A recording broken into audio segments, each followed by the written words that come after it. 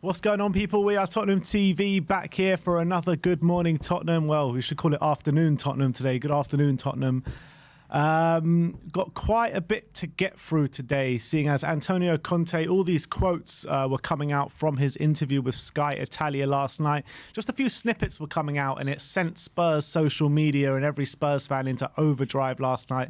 Everyone started to panic, laying into Conte, laying into the team, laying into Levy. Just people were just laying into everyone last night. It was pure anarchy, especially on Twitter and places like that. But we've got the full transcripts of the interview now, which has been released this morning by Ali Gold. So what we're going to do is we're going to go question by question. I think only 6 questions were asked. We're going to see if there is actually something to go crazy about, or if much is made out of nothing, as it usually probably is. But yeah, let's get into the kind of quotes.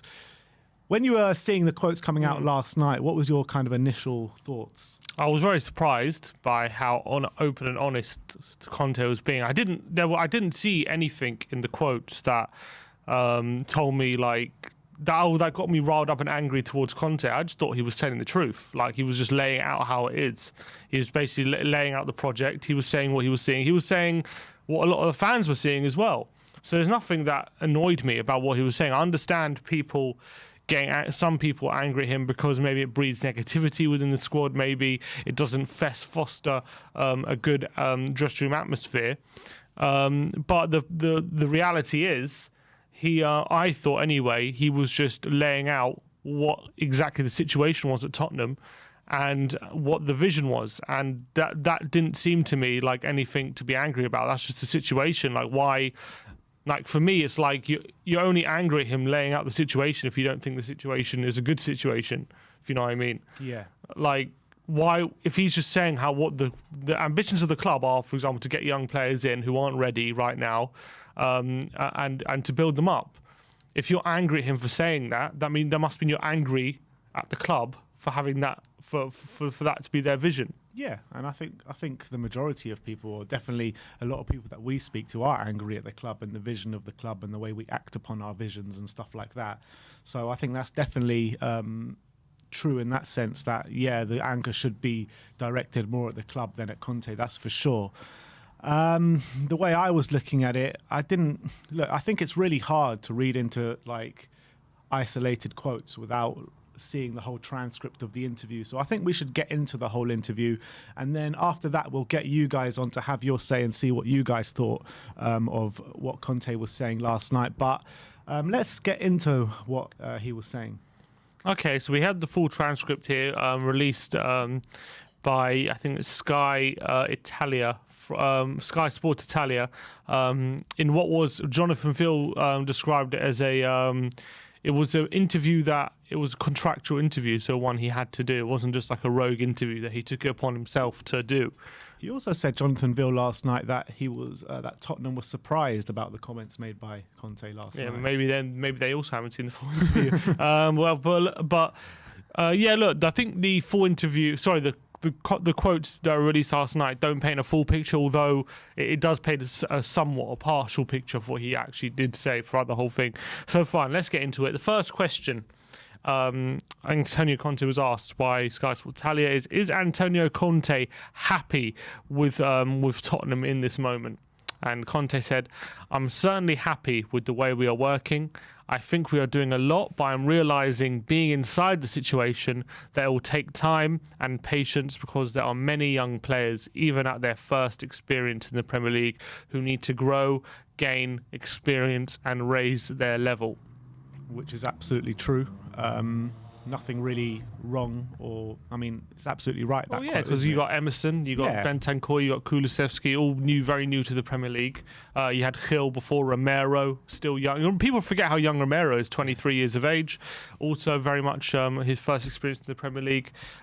So you can even argue Ollie Skip, like first experience playing week in, week out in the Premier League. Definitely. So a lot of these players in the squad, core members of the team, who a lot is relied on, are very new to the Premier League and are definitely gaining experience in that way. But he has been consistent, even in his press conferences. He's been very consistent in saying that he's happy with the way Tottenham players are working and he's happy with the effort they're putting in. It's just the other things surrounding it, which maybe he's not happy with. Sometimes effort is not enough. Yeah. And he's saying, I'm realizing being inside the situation that it will take time and patience. So that's nothing new. Yeah. Like there's nothing. I mean, he said all that consistently so far. So yeah. And when you're building a young team, if that's the vision of the club, it's obviously going to be time and patience. Like if that's what the club are going for, then there's nothing to be angry about what he said there. The next question, how it says basically you're a master at transmitting your character to the team. How do you do it? He answered, I think the first thing to pass on to the team is knowledge, football knowledge. If you have football knowledge, knowledge makes you strong. It gives you strength and personality. Surely on a character level, this is a team we are working on. There is a daily psychological work to try and make each player grow individually. Yes, that's pretty standard stuff. Again, it's stuff that he's been saying consistently, that he needs to first and foremost improve the players that are in the squad. Yeah. So look, nothing new there. Again, and I think despite the fact that we've lost 2 games in a row recently, or 3 games in a row recently, I think no one can argue we've improved. Like since he took over, like I think that's as in individually. I think, but whether the question is how no one can argue we haven't improved. Sorry, yeah. The players, a lot of individual players have improved, so no one could argue about that.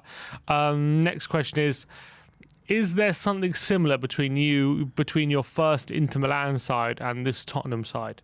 He said, should you find something like this, it is always difficult to make comparisons, but surely when you take the job in a team that hasn't won for a long time, it is inevitable that you will lack confidence. The confidence is down, and many times at the first obstacle you throw yourself down, and many times the negativity increases even more, and sometimes you grant goals that you struggle to accept. This has been happening to us in the last period. This is part of a process of a team that has to grow a lot to try and be competitive. Right now, we are one of the many teams out in the middle, and they need to work a lot. And this does not scare me at all. It is inevitable that certainly the situation compared to the past for me is very different in terms of perspective, ambitions, and in terms of fighting to win. I realize that this is a totally different situation anyway. Again, what could you be angry about what you said there? We know that we've seen it before. How many times have we spoken about this team when something bad happens? They crumble, and when something goes against them, a lot of the times, obviously you get the isolated incidents like Leicester and whatnot, but more often than not, when something goes against us, even when we're playing well, we could be playing really well, and then something will go against us, and we will just fold, and our confidence will go down, and we end up dropping points or losing the game. It happens time and time again in this team. It's been happening ever since Pochettino's last season, and he's absolutely spot on when he talks about that. And yeah, and maybe it's because we haven't won things in a long, long time. Maybe that hasn't built the confidence, and maybe that's a large part of it. But there's absolutely nothing he said there that's wrong or I don't agree with. No, I think it's absolutely spot on. And the things he's saying there, the general gist of what he's saying there is stuff that us, me and you, the general fan base, the majority of the fan base have been saying for 3-4 years now. So again, there's nothing at all to be angry at there. I'm trying to figure out what he's trying to mean when he says sometimes he was saying at the first obstacle you throw yourself down, and many times the negativity increases even more, and which is true because we've seen that when we lose one game, like recently we lose one game, then it feeds into the next game. Like we lost the lead against Southampton, and then that fed into the beginning of the next game, didn't it? But then he says sometimes you grant goals that you struggle to accept. I'm trying to figure out what he's trying to say there. Obviously, it's a bit of broken English. Sometimes you grant goals that you struggle. Maybe he's saying from our defensive mishaps and stuff like that, we're giving away goals so easily. Oh, is that what he's trying to say? He's not. I thought. Oh, accept these kind of defensive mistakes. Maybe he's trying to say that. Right. I thought I saw it because I was looking at it. I thought maybe he's thinking about maybe you're giving yourself targets that that you think you're better than or something. But no, I think you're right. I think he's talking about actually conceding goals in football. I think that's probably what he's talking about. And he's absolutely right. When the negativity goes down, that's exactly what happened under Mourinho. When we were top of the league, we were keeping clean sheets, we were defending really well. And then when things started to go bad, these awful mistakes just crept into the back line, and we were giving up unbelievable goals. So you can't. It's happening now again. You can't, and it is happening right now in these past 2 games. So, what is yeah, definitely. And also, he says we're one of the teams fighting in the middle. What do you mean to the middle of the table? Yeah, that's just reality at the moment. In the league, so. Exactly, and. Unless we're playing like a bottom half team, like a lot of the time, it's as he always says, it's a massive struggle to win, isn't it? It's never like a simple victory, or we don't find ourselves being levels above these teams in the top half. That's the truth. I think we probably have, especially in the forward line, you could argue we have much better players. But that's probably where it ends in midfield and in defence.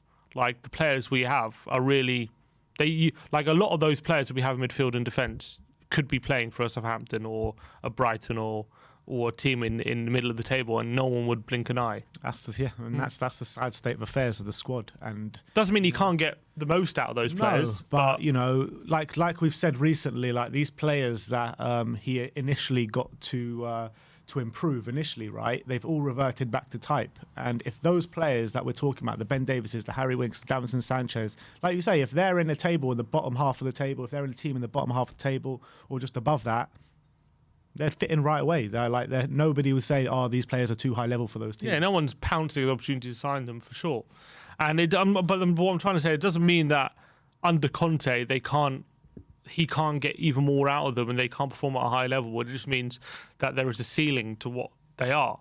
And I mean, he can get them to perform at a higher level, maybe on the short term, but can he get it to do them on a long term, on a consistent basis? Yeah, exactly. We'll have to wait and see.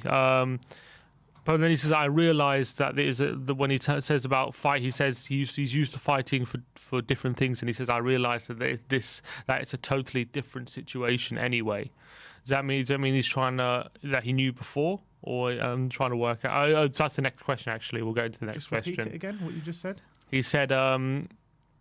He says inevitably the situation compared to the past for me is very different in terms of ambitions and in terms of fighting for win. And then he says, I realised that it's a totally different situation anyway. Yeah, I mean, the similarities between him taking the Inter job and him taking the Spurs job, there were 2 clubs that haven't won in a long time. Those were the similarities there. But when you look at the Italian league of when he went in there, the Italian league was a bit of a mess. Juve were on a dip, who were dominant in Italy for a long time. So there was a gap there for Inter Milan to go there and take that title. At Spurs, he's got Man City and Liverpool, 2 of the best teams in Europe right now, if not the two best teams. And apart from that, you got Chelsea, who just got the Champions League, European champions, and you got Man United as well, who've got the likes of Cristiano Ronaldo, Cavani, and world-class assets in that squad. So it was always going to be such a different job, and like he insinuated in the past, the most difficult job he's ever taken.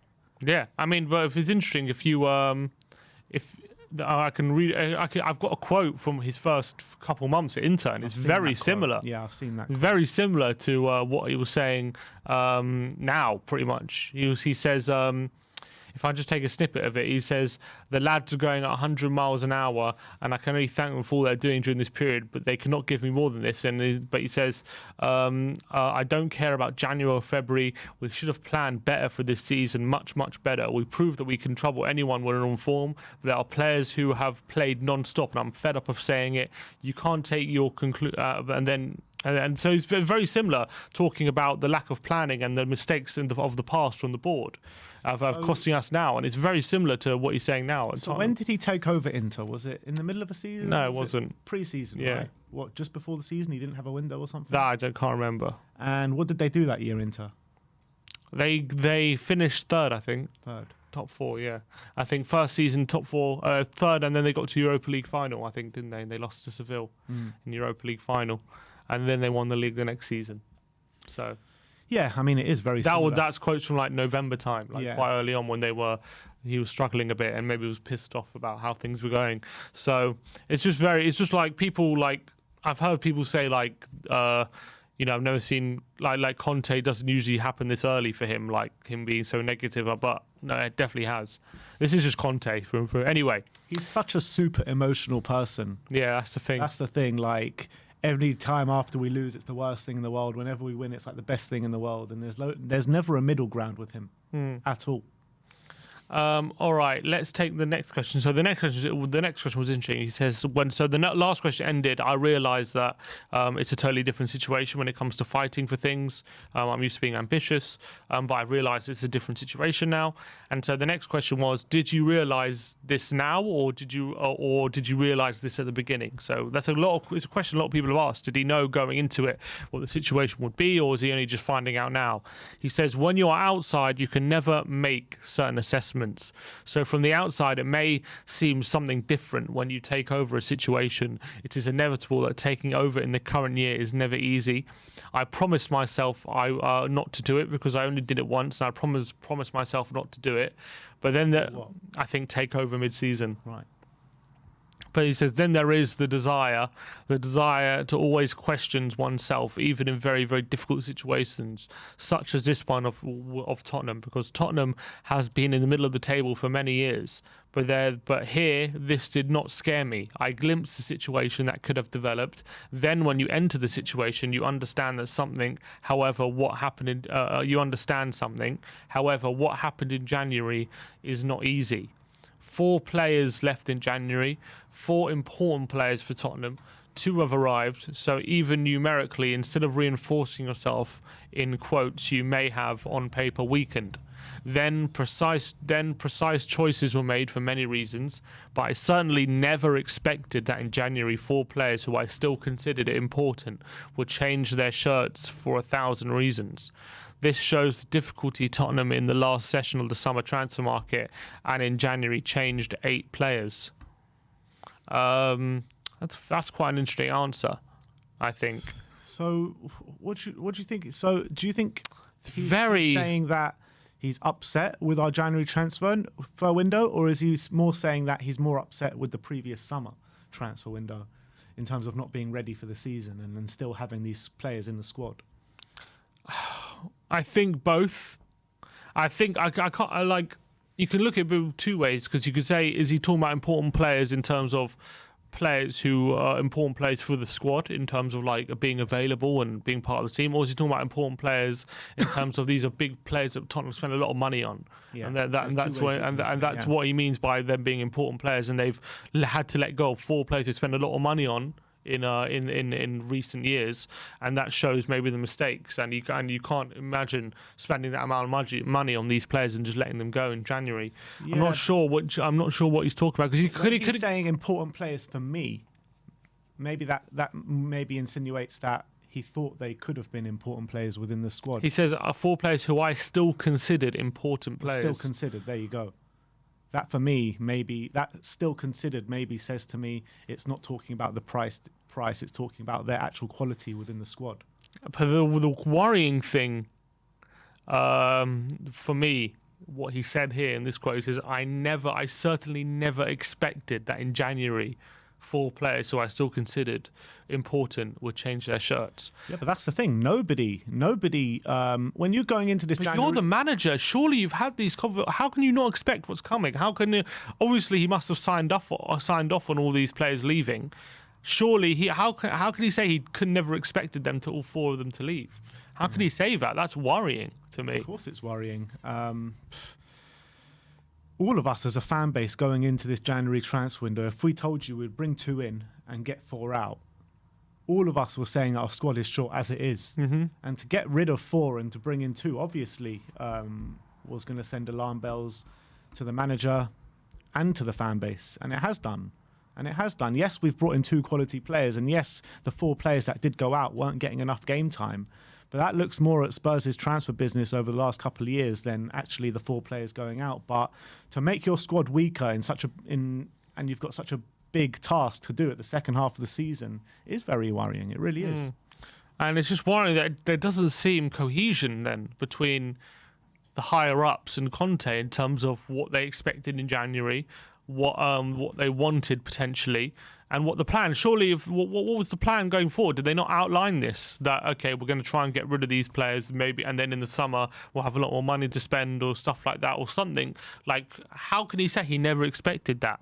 That's really worrying. That there's not that cohesion between what the transfer activity was planning to do. Like, didn't he have thought he had this whole assessment, and then he had sat down with Paratici and they assessed what they're going to do in January? Like, how can this be a surprise? Well, the assessment, he probably made his assessment and probably said, because these guys weren't getting game time, right? So the assessment that he gave them, in my mind, was, I don't want these players, but I need them to be replaced. Mm-hmm. You know what I mean? So if you get these players out, they need to be replaced. And that's what we kept saying at the beginning of the window. We want players out, but there's no point getting players out if we don't replace them. And that's exactly what's happened. Yeah. And it's interesting when he says, so the question in general was, did you realise what the situation was at Tottenham, or are you just now beginning? And he says, when he says, I glimpsed a situation that could have developed, but when you enter the situation, you understand something. And then he immediately goes on to say, what happened in January is not easy. So, is he saying then, so he was asked, this is part of the answer to the question, did you realise it now or at the beginning? So is he kind of saying, is that answer kind of saying maybe January's thrown him for a loop in a way? Is that what it does sound like that a little bit. It does sound like that. Like January, what's happened in the January window has really given him the full perspective of what's happening at Tottenham. Yeah, it seems that way. It really does seem that way. I mean, I just can't get away from the fact, look, I know we didn't make too much of it when it actually happened, but when you hear Conte say stuff like that, it really does hit home a little bit, to seeing as how much we've actually have weakened the squad, to not only to a fact of personnel, but to a fact that we don't have the luxury of playing a few different systems that Conte likes to play, because how short we are in midfield now. Yeah. And, Conte himself, since he's come in to now, yes, he's predominantly played 3-4-3, but he's had the luxury to move to a 3-5-2 when he wants to. Now he doesn't really have that. Yeah, it's very hard for him. So that, I would say those are quotes which are concerning, although I can't quite wrap my head around,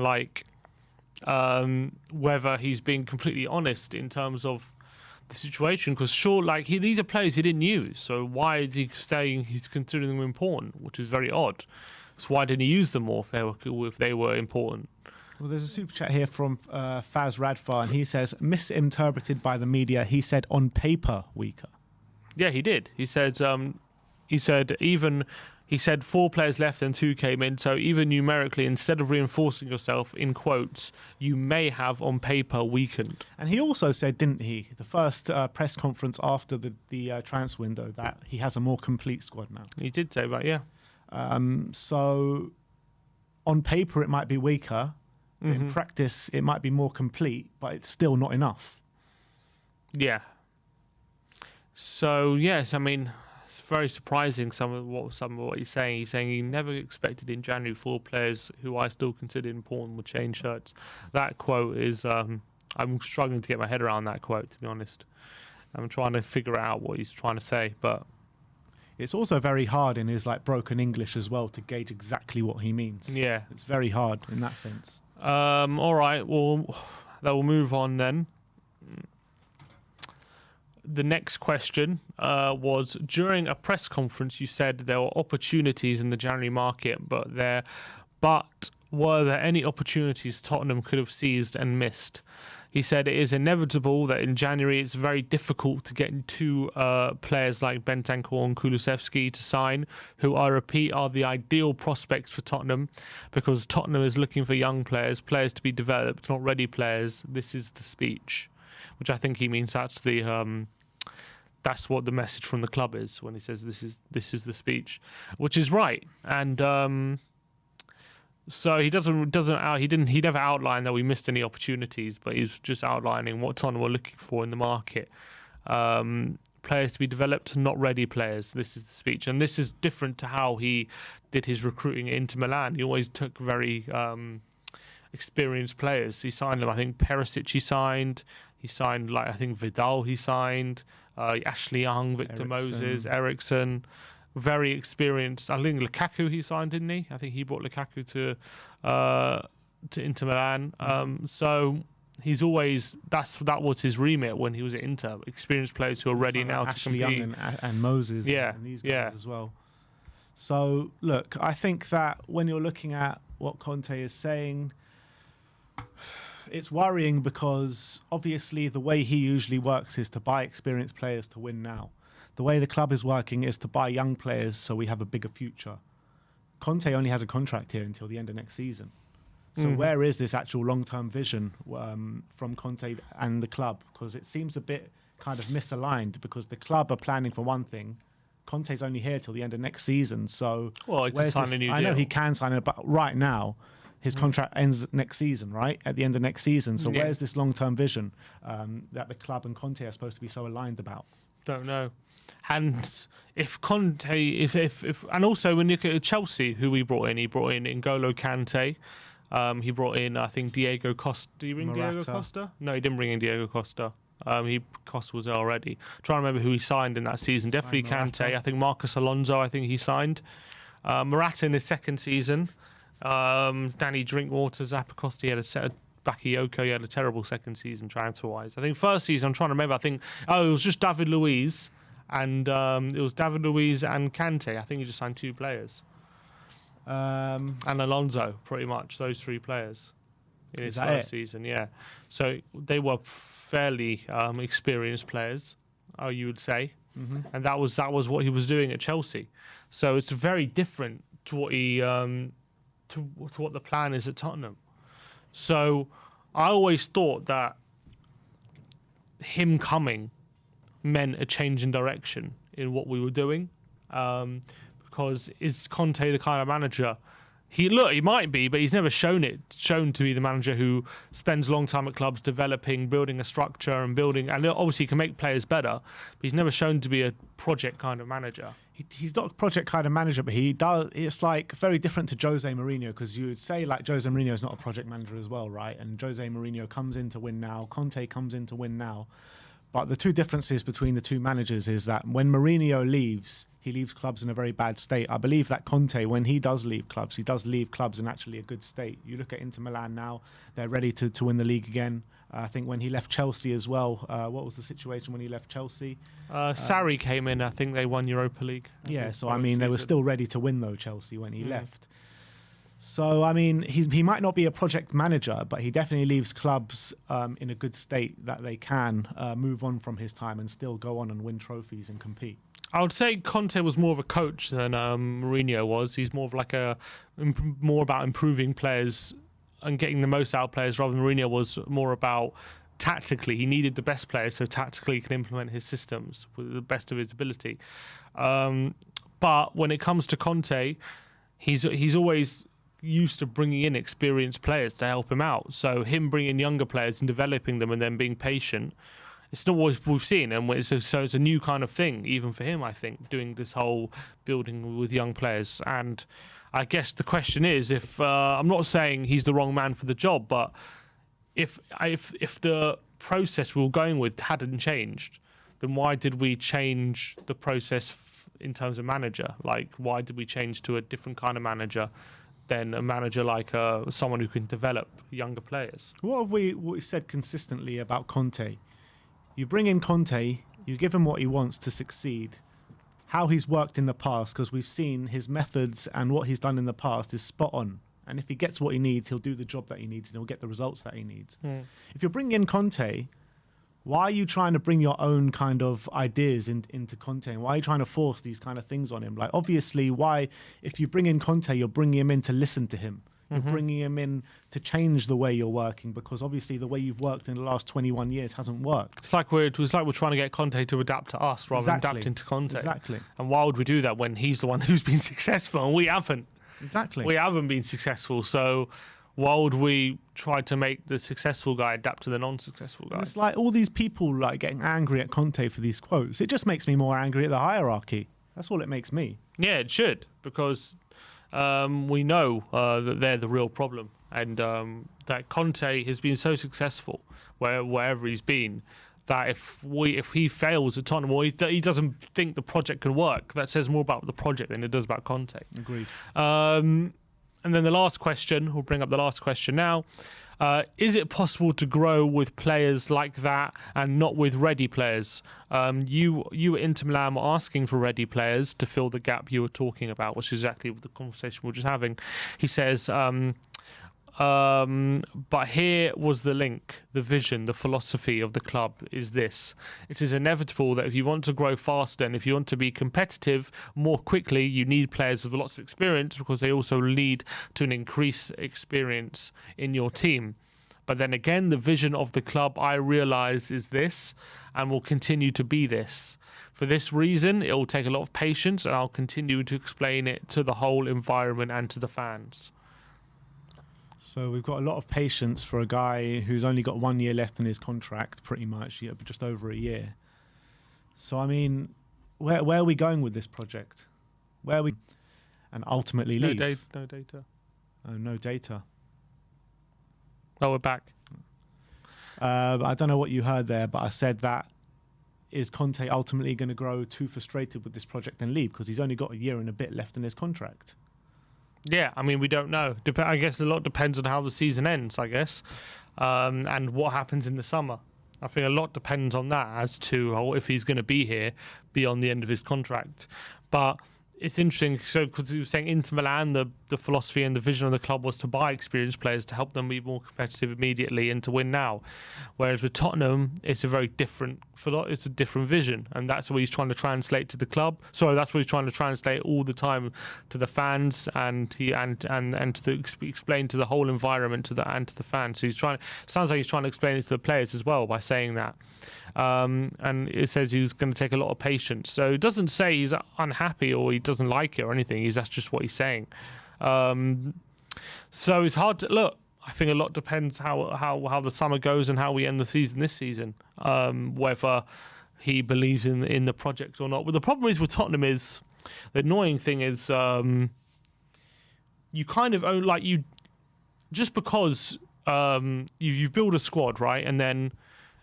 Because we didn't sign anyone, we had this project when Pochettino started. Young players, good quality players who grew with the team. And then we hit a point where after a few years, we were challenging for titles. We were playing really well. It took a lot of patience, but we finally got there. We were a solid team 4 years in a row in the top 4 Champions League.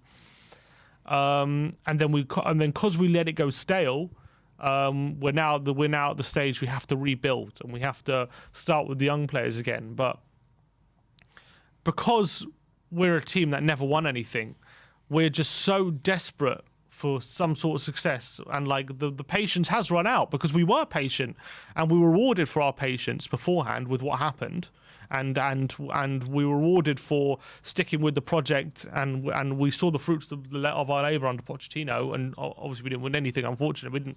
So you could argue we didn't really see the fruits, but it's not the case where a Champions League final ticket to show for it. It's not the case where just because it's not the case that it's always a cycle of rebuild, have a solid team, and then it all falls apart and you have to rebuild again. You only get to that stage where you have to rebuild again if you let it get there.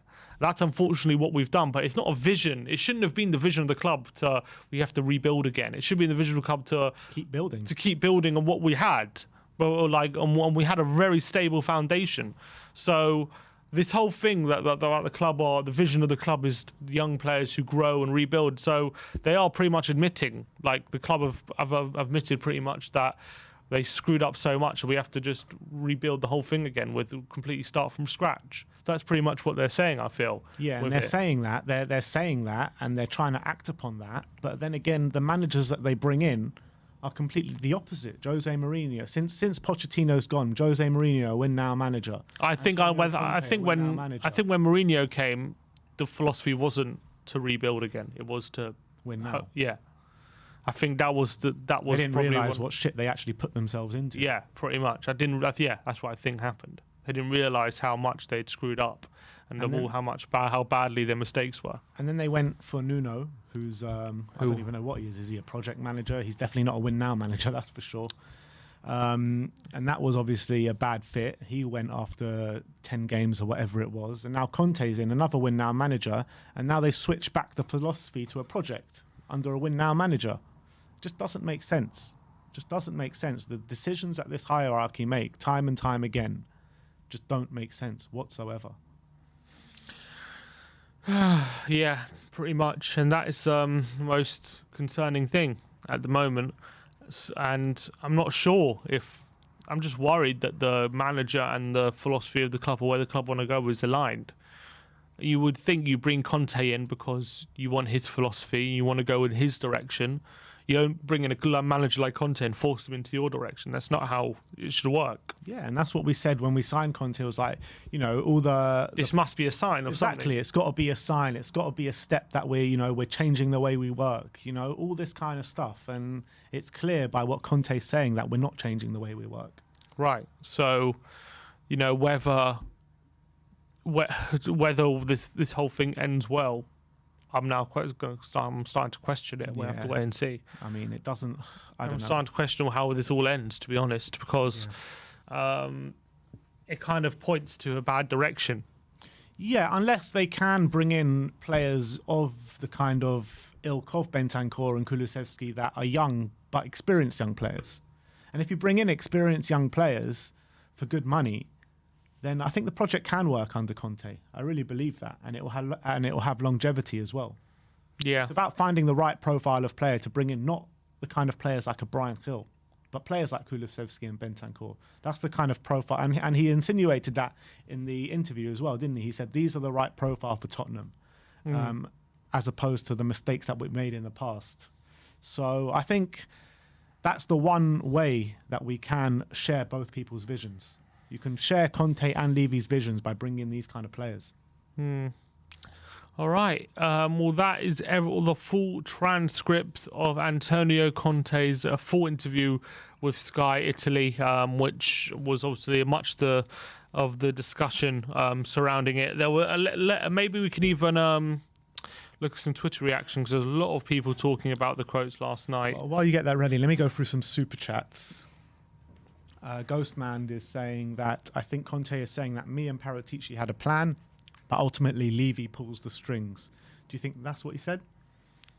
Yeah, pretty much. Well, I mean, that was definitely an element to what he was saying. Yeah, definitely, that he has his way and the club operate in a different way. That's what he's kind of saying. Definitely. And Neville Murugan is saying that Conte surely knew what he was in for. Wait for the summer window and let's see if they don't back him. Problem is the expectation now till then.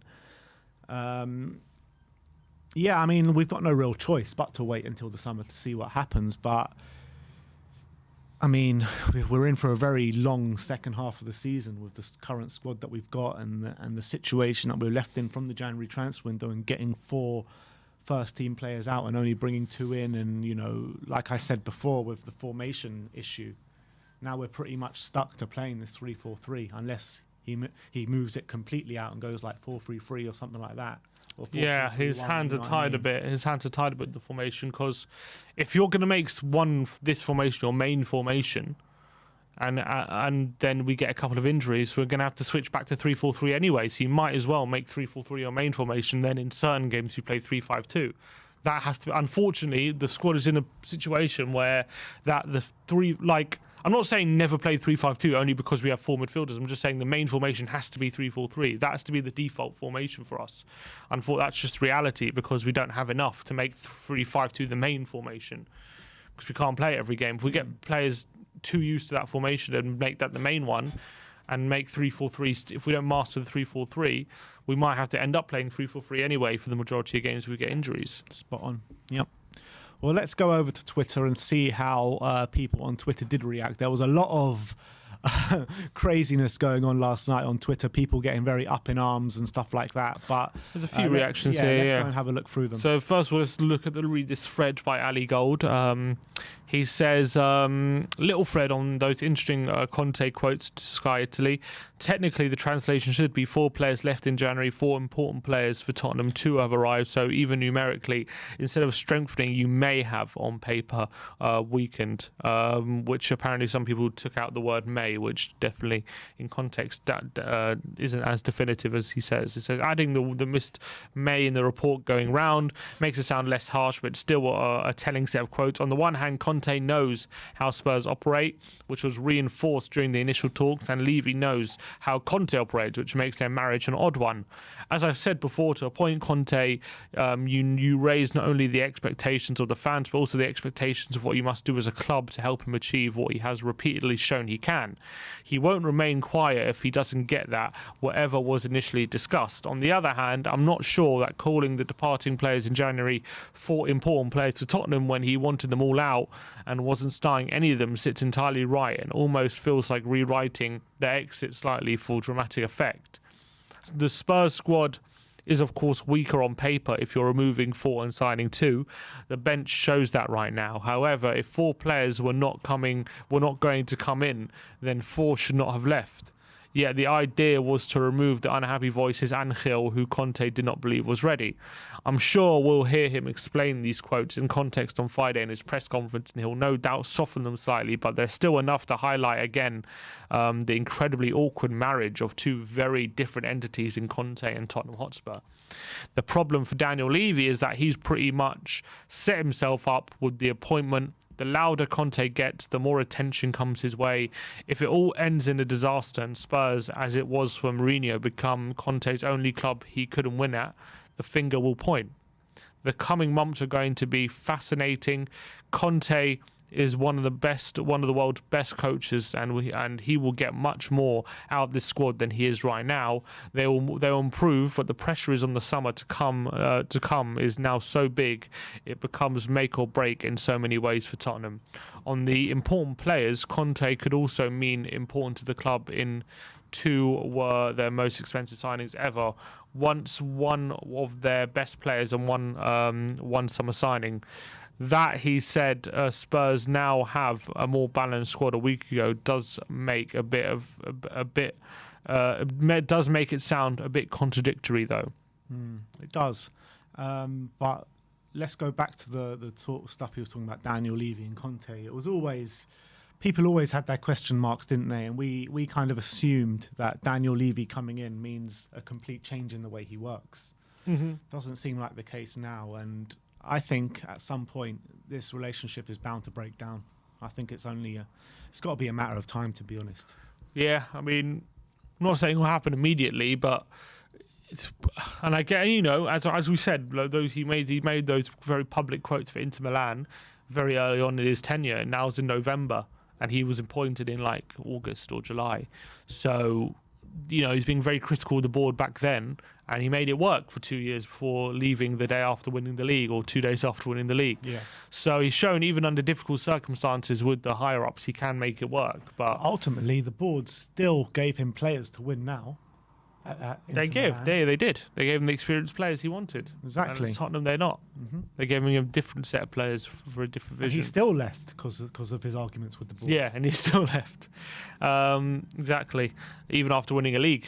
Yeah. 90 says, not even 6 months into Conte, not even 6 months in, Conte is telling everyone club and its priorities aren't changing. Fans need to keep their hard-earned money in their pockets. 20 years of excuses. It's Tottenham Hotspur experience, not football club anymore. Yeah, and you know what? Mourinho was saying, maybe not the same words, but a similar vibe of things. He was saying, the priorities at this club and all that kind of stuff. Yeah, and the priorities are not to win. And I remember, wasn't it, when we were going for Conte in the summer, was one of the sticking points that Conte had a philosophy to win now, and that was like a problem. He's like, well, we don't want to win now, and that's our priority, and that's a problem. Because it's but what changed from that moment in the summer to when he took over? That's what I really want to know. It's a great question. Because do you think that they pulled the wool over his eyes, and now because he's saying now I'm starting to realise the situation. He's saying stuff like that.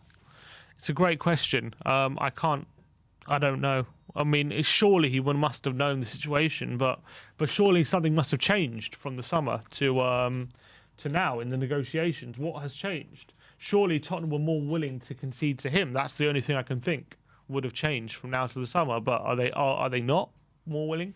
I don't know. They can't the negotiations couldn't have been the same from the summer to now. Otherwise, he would have signed in the summer. Something must have changed. Unless what he was saying is actually true in terms of it's not actually the ambition that broke down the talks, but he was actually a bit too attached still to the Inter Milan job, because that's the reason he gave when he first came in.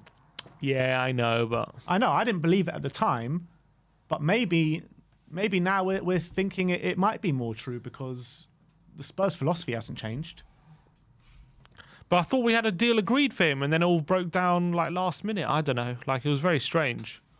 I don't know. So what? If you have a deal agreed with someone, you don't talk about the philosophy before you nearly have and that was the last thing you talk about, the philosophy of the club when you're trying to get a manager like Conte. Surely that'd be the first thing that he asks when talking to the club.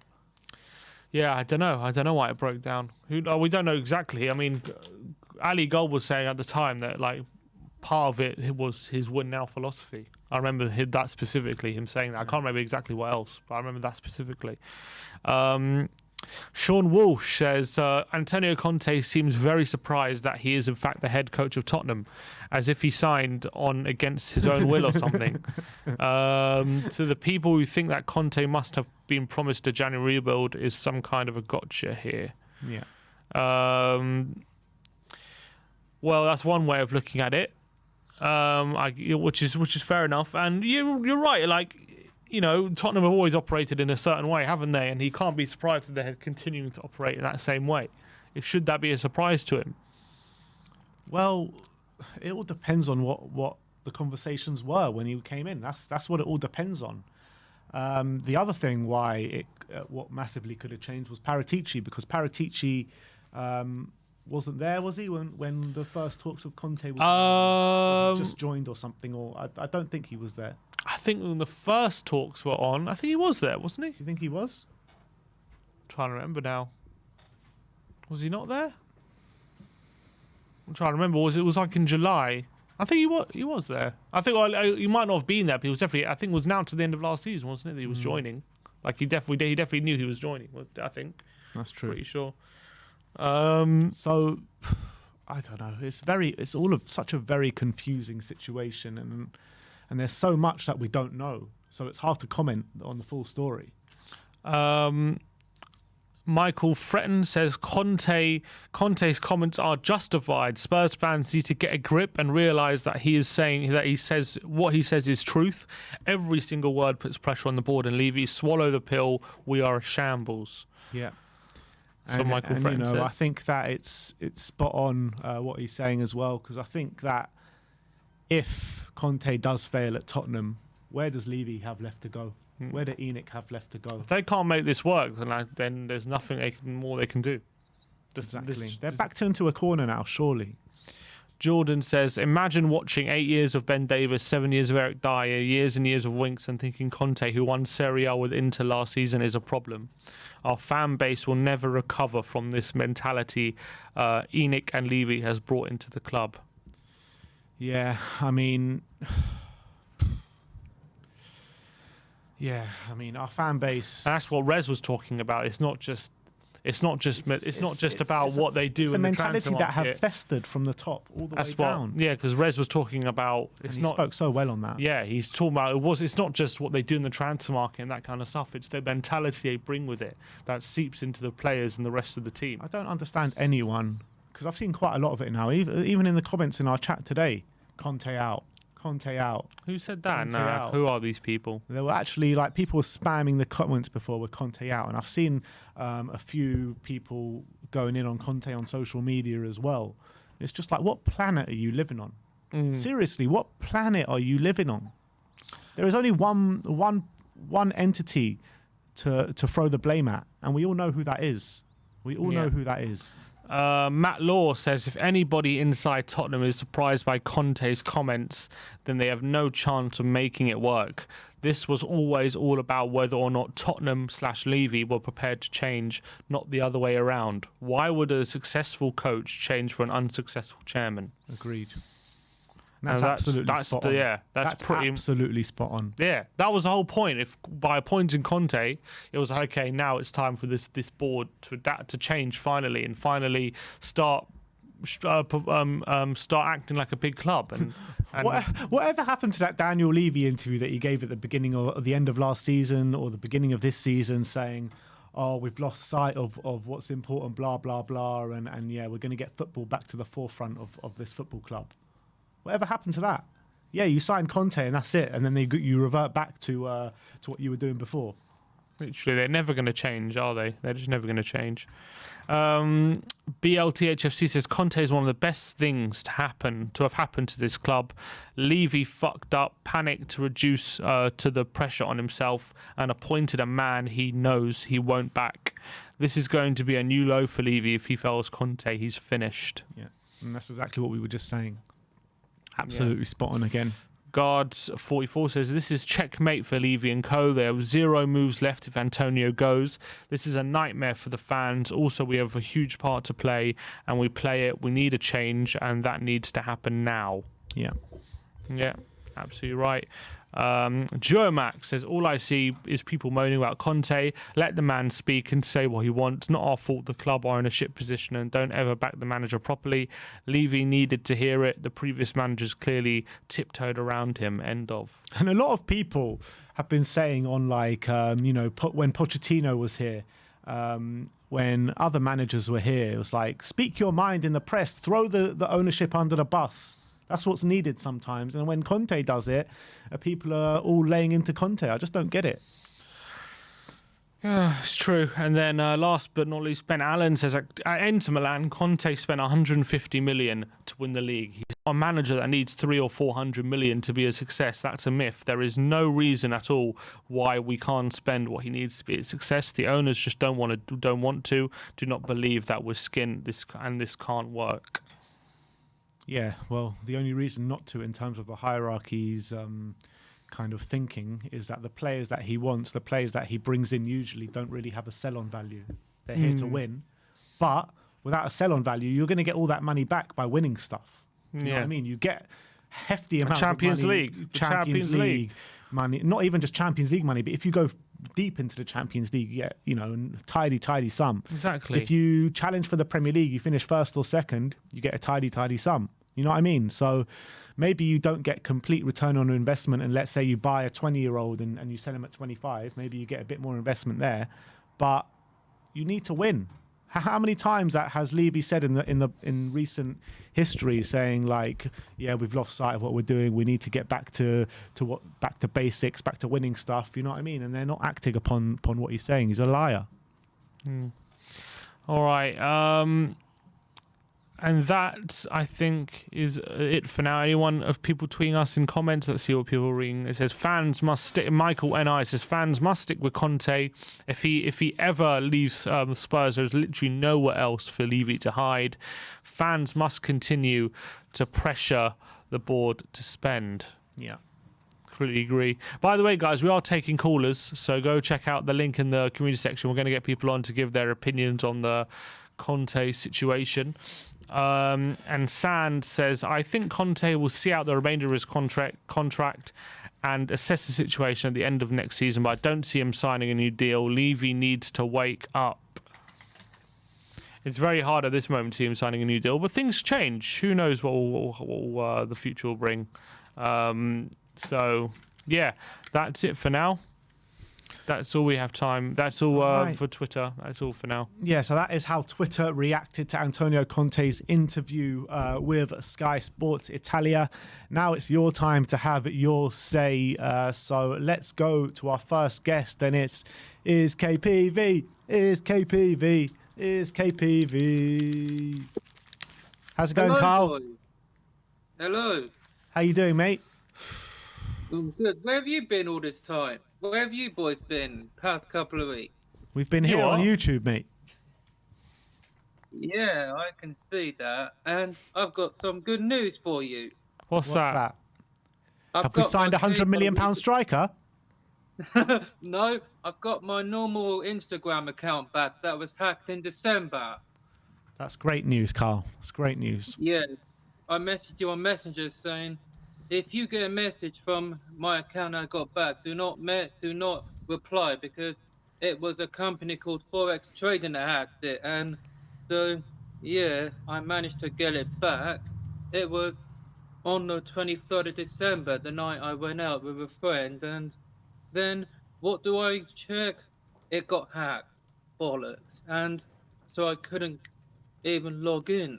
Like, I remember you guys on Twitter saying that someone was trying to be you, if I remember correctly. Yeah.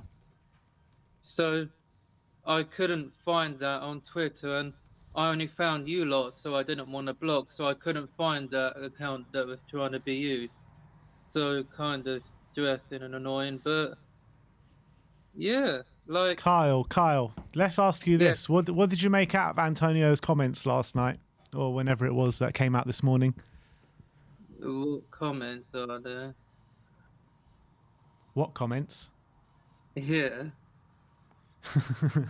There were a lot of comments, Carl. We've just been going through it for the past hour. Do you have any of the clips there ready to tell Carl what was said? Sure. Well, one of the comments here I've got on screen is because Tottenham is looking for young players to be developed, not players ready to win. What do you make out of him saying that, you know, Spurs are looking for young players for the future as opposed to what he usually has with players ready to win? Like, I don't blame him. I can't disagree with anything. Like, I think I agree with what he said. Like, I'm not gonna disagree with that. I think he's probably got a point. We're looking for young players to win. Like, the players we have at the moment are just not good enough. Winks, I know he's Tottenham through and through. Skip, Doherty, I don't know why he's still here. Like, should have gone January, but I guess no one wanted him. But he needs to go in the summer. Like, yeah, the I the, I can't disagree with what he said, but yeah, like I Any can't chance we disagree can with beat Man City this weekend, Carl? it. I think I told Sim on Sunday we got a point there back in August 2019 when you there went in a 2-2 draw. So, but we have won there before, Ben. If I remember right, you went there when we qualified for the Champions League without Cabal says to Crouch. So I was why there, yeah. not have this? Yeah, and bear in mind we did win there on Ericsson's birthday when Leicester won the league that time. But why can't we win there again? I think we've only won there 2 times. So why not just win there? Because we haven't won there. Well, Pep's there because, but I want, I wouldn't mind the draw, but I want a win. So, but Oh, I'll happily take a draw, 2-2. I know people in the chat have been saying 4-1 City, but I'm not. I don't want another 4-1 defeat. That happened when we had Poch. But sorry, guys, whoever's in the chat put 4-1 City. You're not a Spurs fan. Deluded. I want a draw. Sorry. Like, I hear Dyer's back in training. Like, I don't want us getting destroyed because that'll be 4 defeats. But I don't think one manager's lost 4 games in a row. I think no one's lost 4 since, I don't know, Martin Yol or whoever. But I don't want this. I don't want 4. I do not want to lose 4 games. Like, who loves scoring against City? I think you already know the answer. It's Sonny. he He does. always. How many goals has he got against them? I've lost count. Can you check? At least 6 or 7. Like a lot.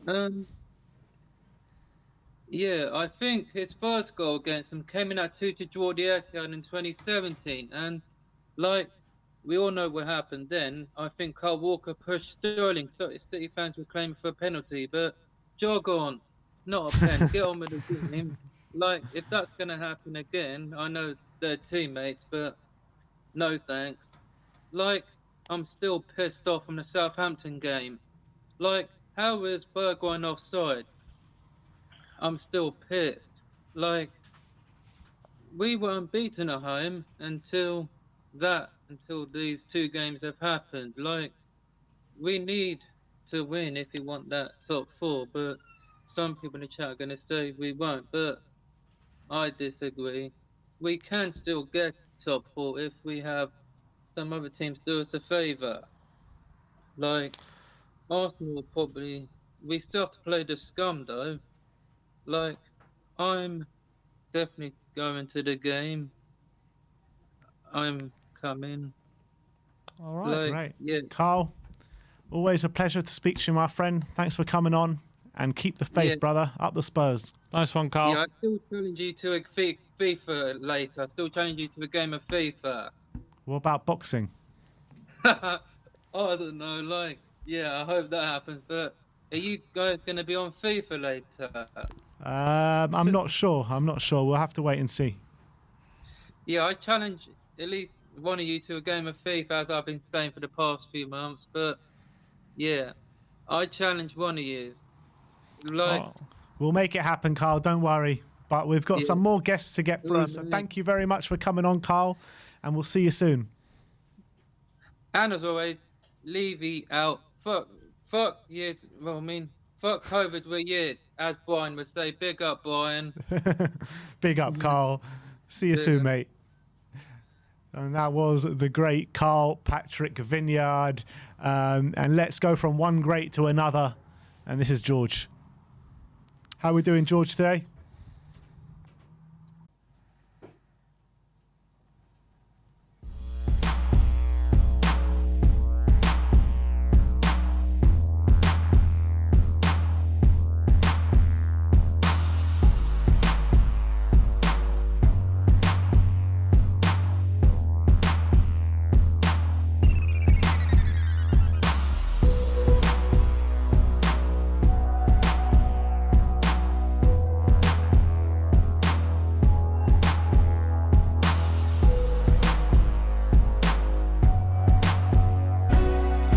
Getting people's reactions to Conte's quotes. Want to know what?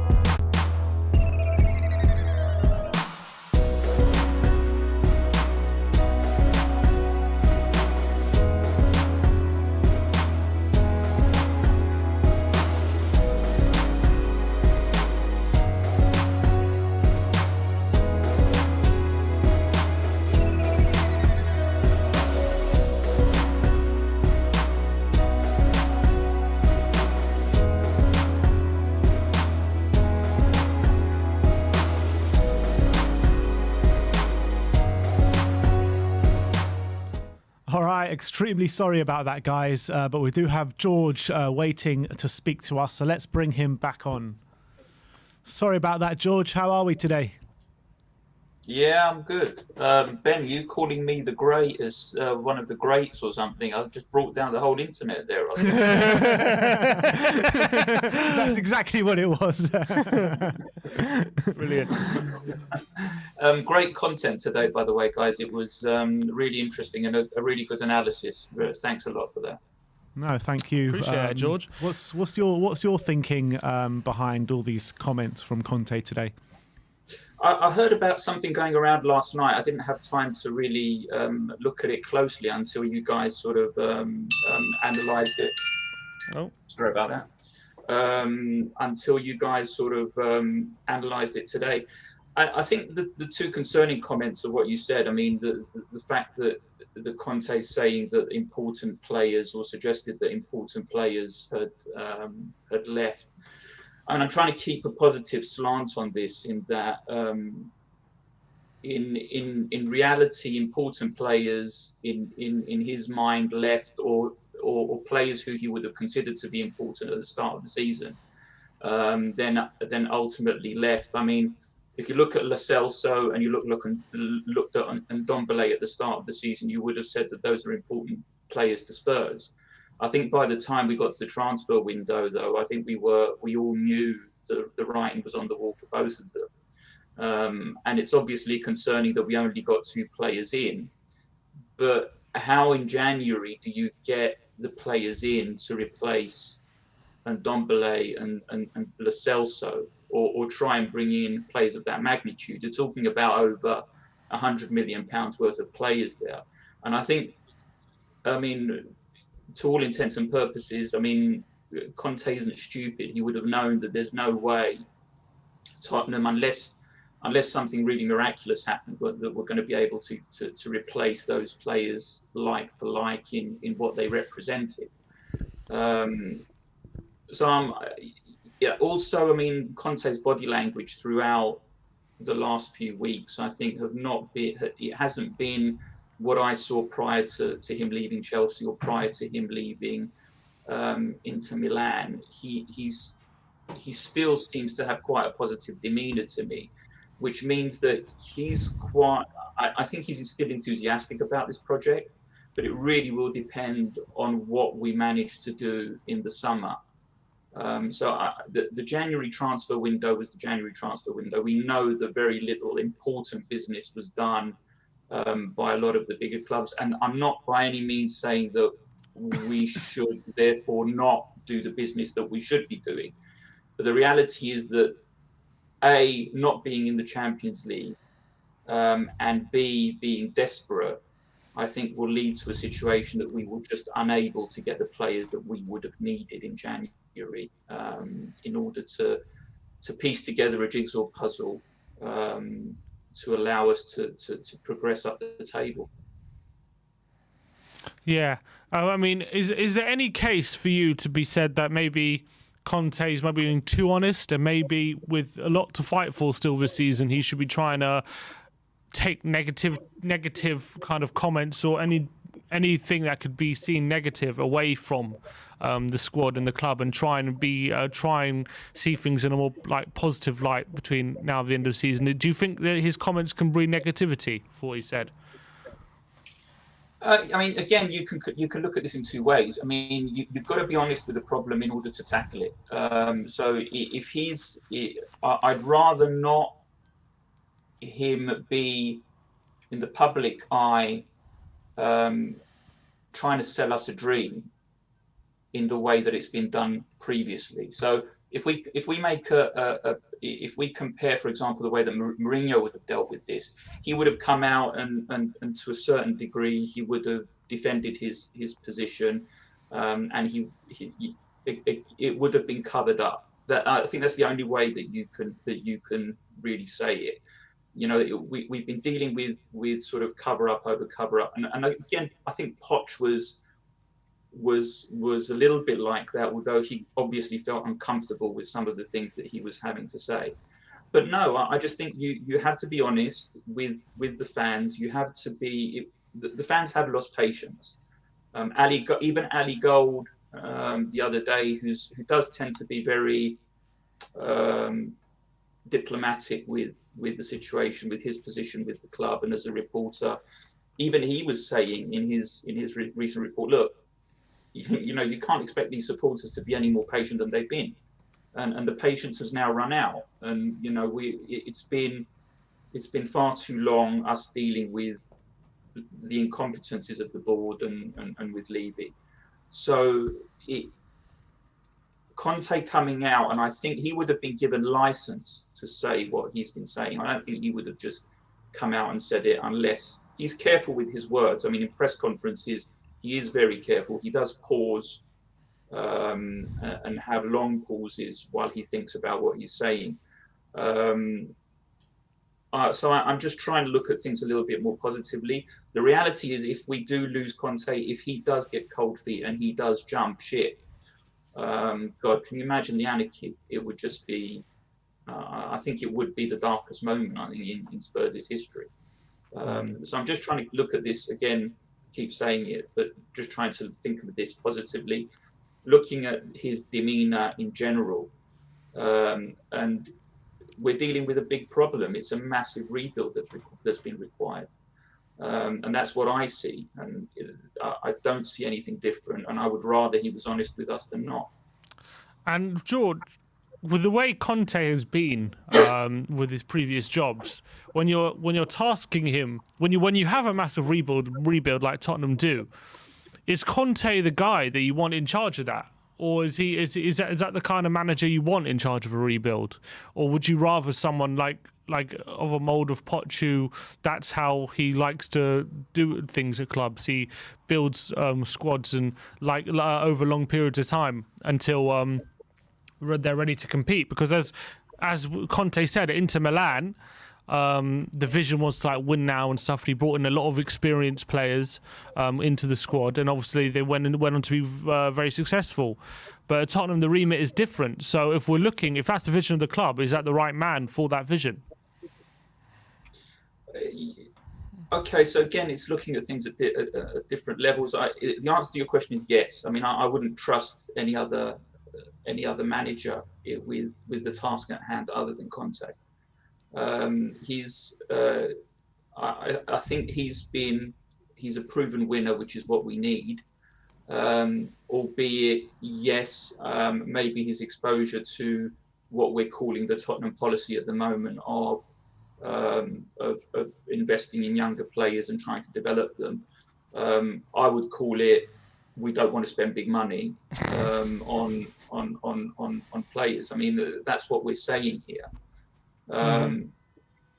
Or I would say, look, if you were to go for any other manager and that manager were to fail, then what would we be saying? We would be saying, well, we've not invested in the manager. It's almost like a lose-lose situation in looking at it from that point of view. So we've got a manager at the moment who's a proven winner, who's done it at different levels. Yes, he's tended to buy in order to get the players that he's wanted. But again, when you look at, what has been his average transfer spend? So he did bring in Ericsson from Tottenham, who was ultimately a successful player for him, and spent 25 million. So, I mean, if that's the sort of level that we're looking at, and that's the ability that he's going to have, I would say that he is the right manager for the job. I mean, I don't think you can just look at it as coldly as, well, he's only ever going to be able to buy in success. I think you do have to look at this a little bit more broadly and keep him interested in the job, because again, the alternative is to get another manager in, reboot the whole process, him having a clear out, then it's a case of restarting the whole thing again, and we've been doing that for way too long. The mistake here that was made was sacking Poch, not investing when we should have done when we were at the top of our game. And those are the mistakes that are going to have to be rectified. Yeah, I completely agree with that. And that's why we're in a situation where we have to rebuild again, where we shouldn't have got to that situation where we have to start from scratch pretty much and rebuild with a bunch of young players and how to help it grow. But that is the situation we are in, and it's frustrating because as a fan base and as a club, we were very patient with like a lot of the process, especially under Pochettino. It took a bit of time to get to a stage where we were, making Champions League on a regular basis, 4 years in a row. We were getting Champions League football. We were a very solid team, but it's almost like because we settled on our laurels too much. Now we're in a situation where we could have just continued to build on that, but now we have to rebuild because we let it get too stale, and that is. That's the issue that Conte finds himself in, and I'm wondering whether Conte realised how big the task was before he joined. I don't think so. I think the time, but when we're down. These two, and there was only one way it was going to go. Are we down again? Yeah, we're down again. Fuck's sake.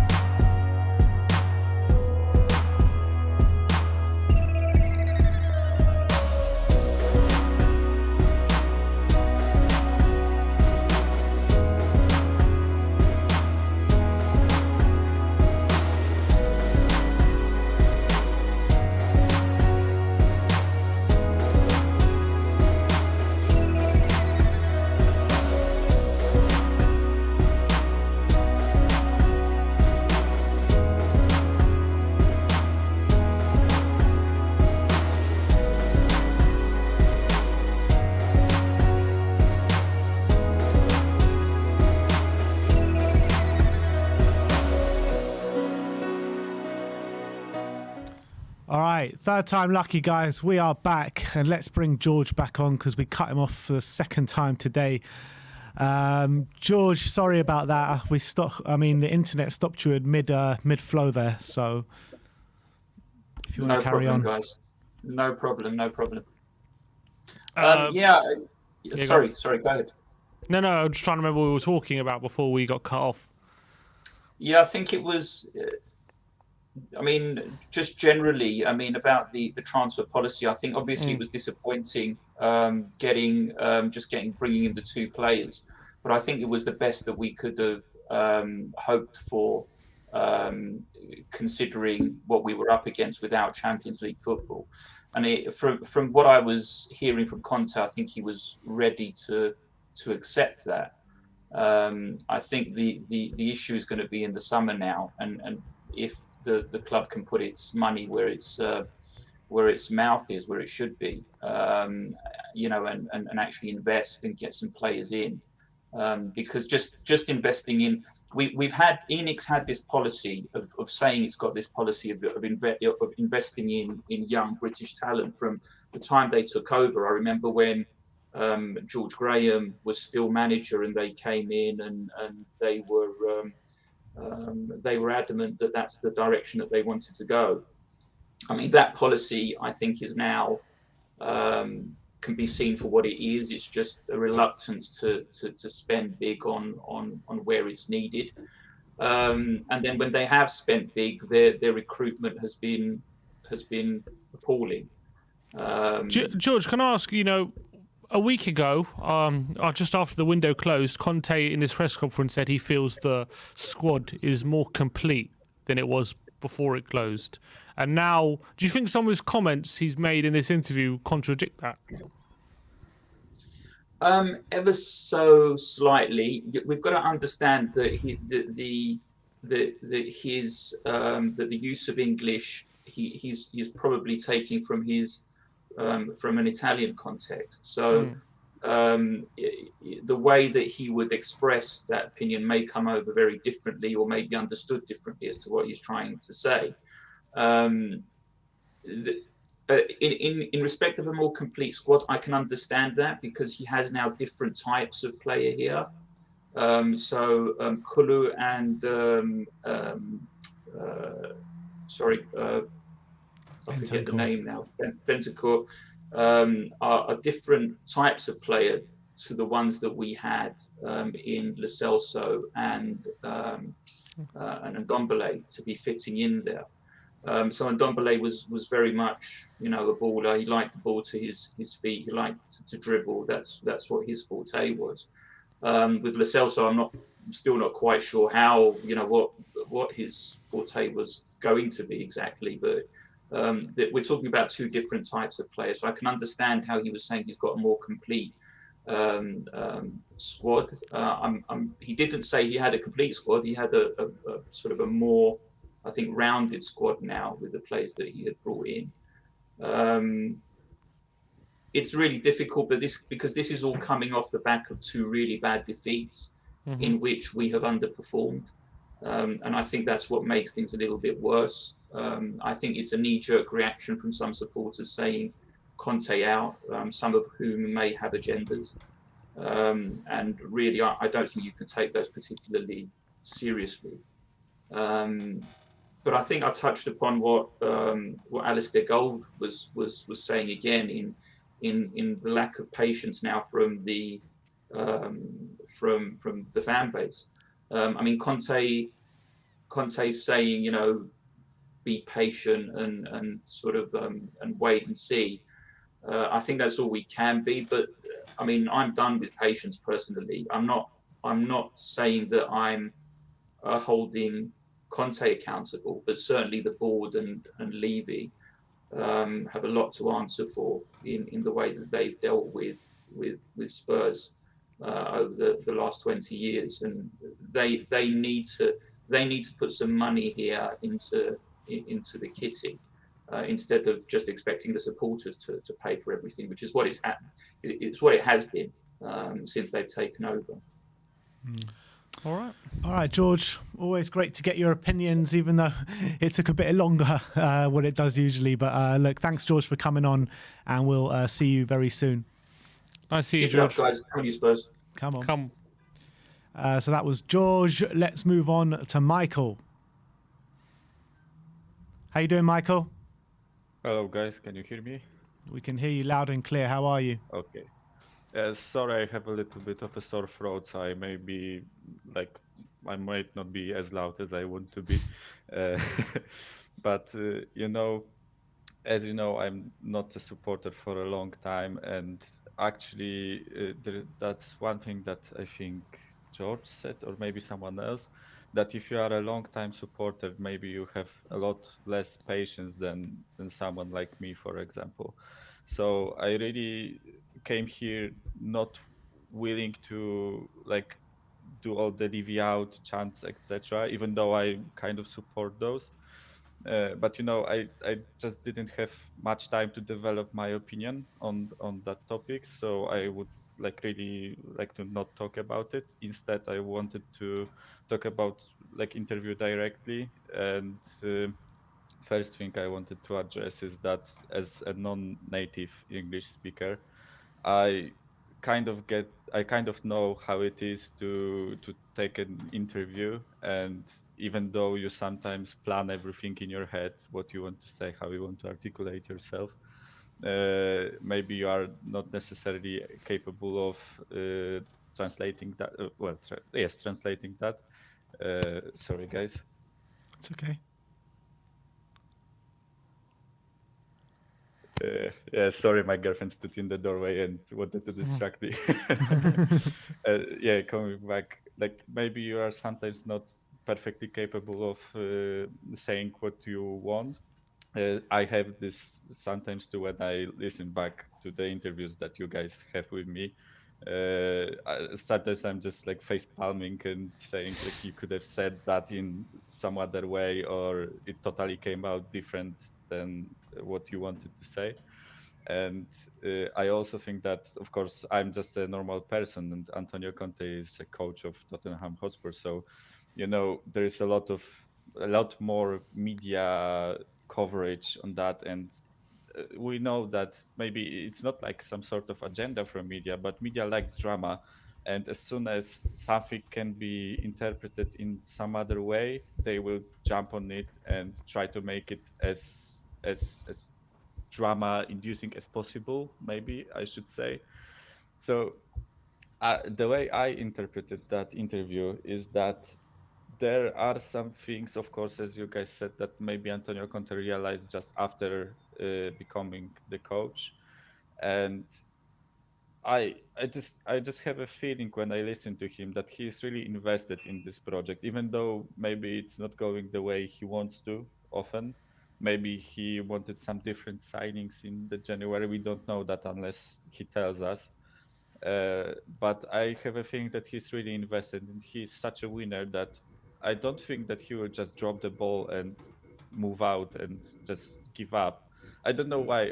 I don't know if you guys share the same feelings, but I just feel like he now knows what he's working with and what he has to do to achieve success here, and what the board can offer him.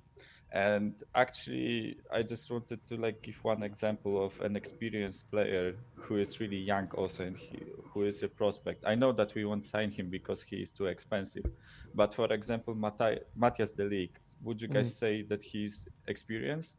Of course. Yeah, he is, right? He's 22. He's 3 years younger than me. For fuck's sake, like I'm young. I'm young, and he's 3 years younger than me, and he has like 4 years of playing at the highest level of football. And Rodrigo Bentancur is also this type of player. He played 5 years for Juventus, for the champion of Italy, for 3 seasons. He played in Champions League, and there is a middle ground, I think, that can be achieved in both visions, that Antonio Conte wants experienced players to win, and that our board wants young players to develop, to have sell on value later. I know it will be really hard to achieve those goals, but I just I just don't believe all the words said that he wants to leave ASAP, or that. I'm just not even gonna talk about people who say Conte out, because, as I said in my last call in, that's just ridiculous. Like, what do people expect to happen if Conte leaves? It will be a complete disaster. Is Michael? Was there anything that you saw in that interview that you think maybe he would be better off not saying, and maybe could breed negativity going into the second half of the season, or do you think it's been overblown? Negativity in terms of squad and Yeah, players, or for the squad, in terms of being in the dressing room, do you think there's anything he said that maybe some players in the dressing room might take badly?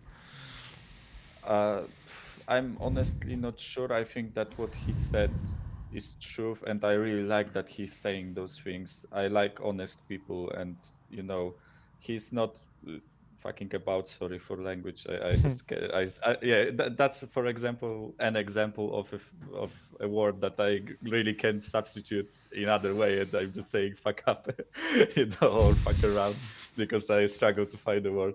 Yeah, of course he cannot swear in Sky Sports interviews, but no.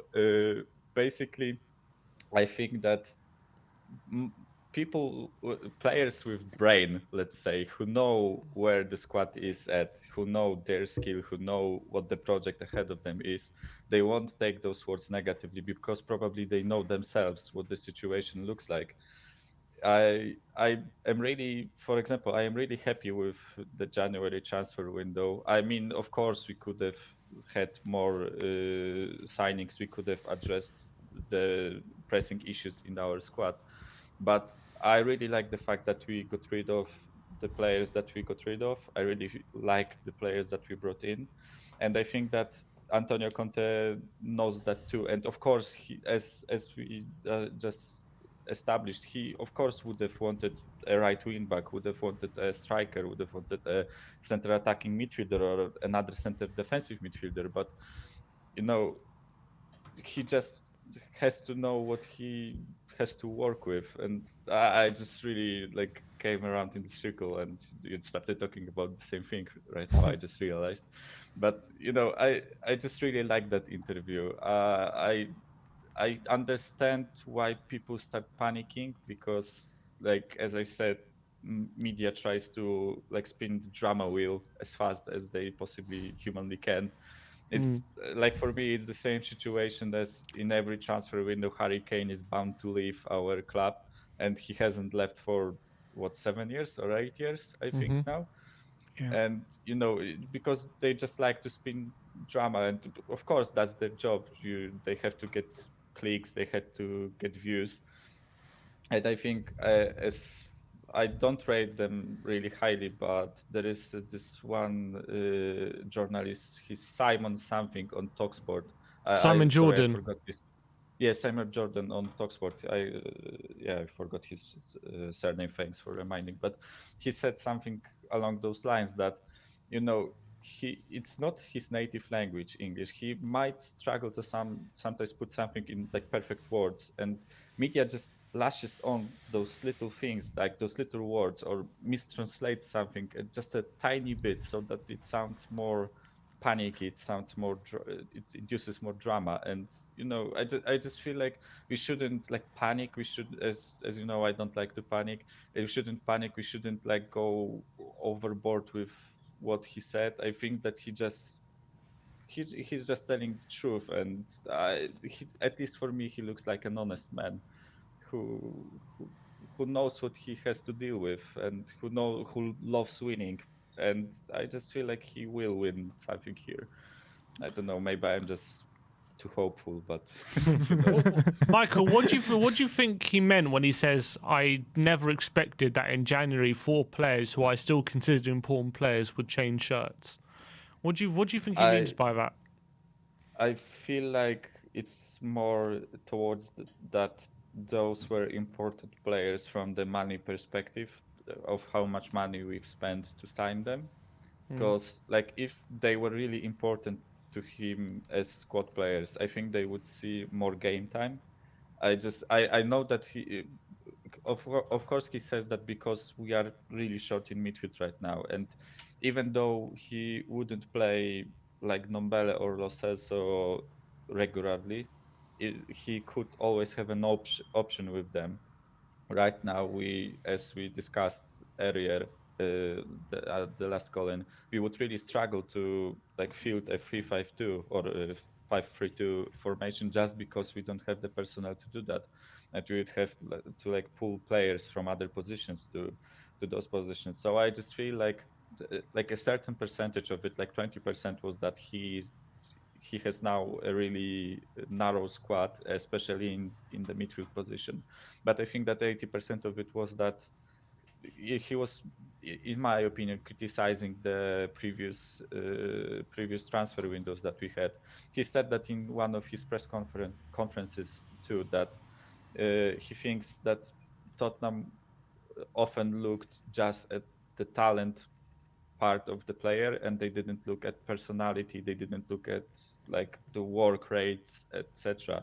And I just think that he commented on that for the club 4 important players left, and for him like the squad players left. But I don't know, that's my interpretation of the interview. As I said, I'm really positive that he will stay here until summer. I just don't buy that narrative that he will like leave in like a couple of days, because that's something that's also circling the internet. And I just think, as I said previously, that he will stay through the summer window unless we like don't buy anyone. I think that then he will leave because he has to see ambition from the club. But ambition doesn't always mean spending 500 million pounds on like top class players. You can buy really quality players that he can develop. That's also one part that I really like. That I just, with him at the steering wheel, I don't think that we have to buy like top class players. We can buy like a little cheaper and a little less quality, but he can develop those players to be perfect for our squad. Sorry, I always took a lot at the. Yeah. It's all good, All right. Michael. Thank you a lot for coming on today. We'll see you all very Yes. soon. Thanks for, and see you in a bit, mate. Thank you, guys. Nice one, Michael. Thank you. Yeah, nice one, guys. Have a nice day, my friend. We've got another caller waiting. Well, we did. Is he still there?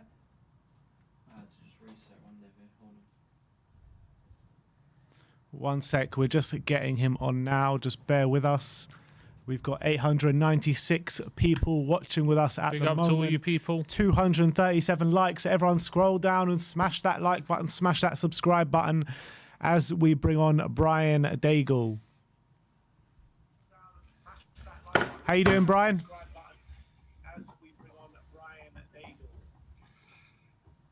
I think there's a bit of a... All right, buddy. All right, buddy. I'm kind of listening to you on my phone because I can't see you on my tablet. But how are you? Oh, you good? I see. Is that what's going on? That's why there's a massive delay. There's a big lag. There's about like a 5 second, 10-second lag at this point.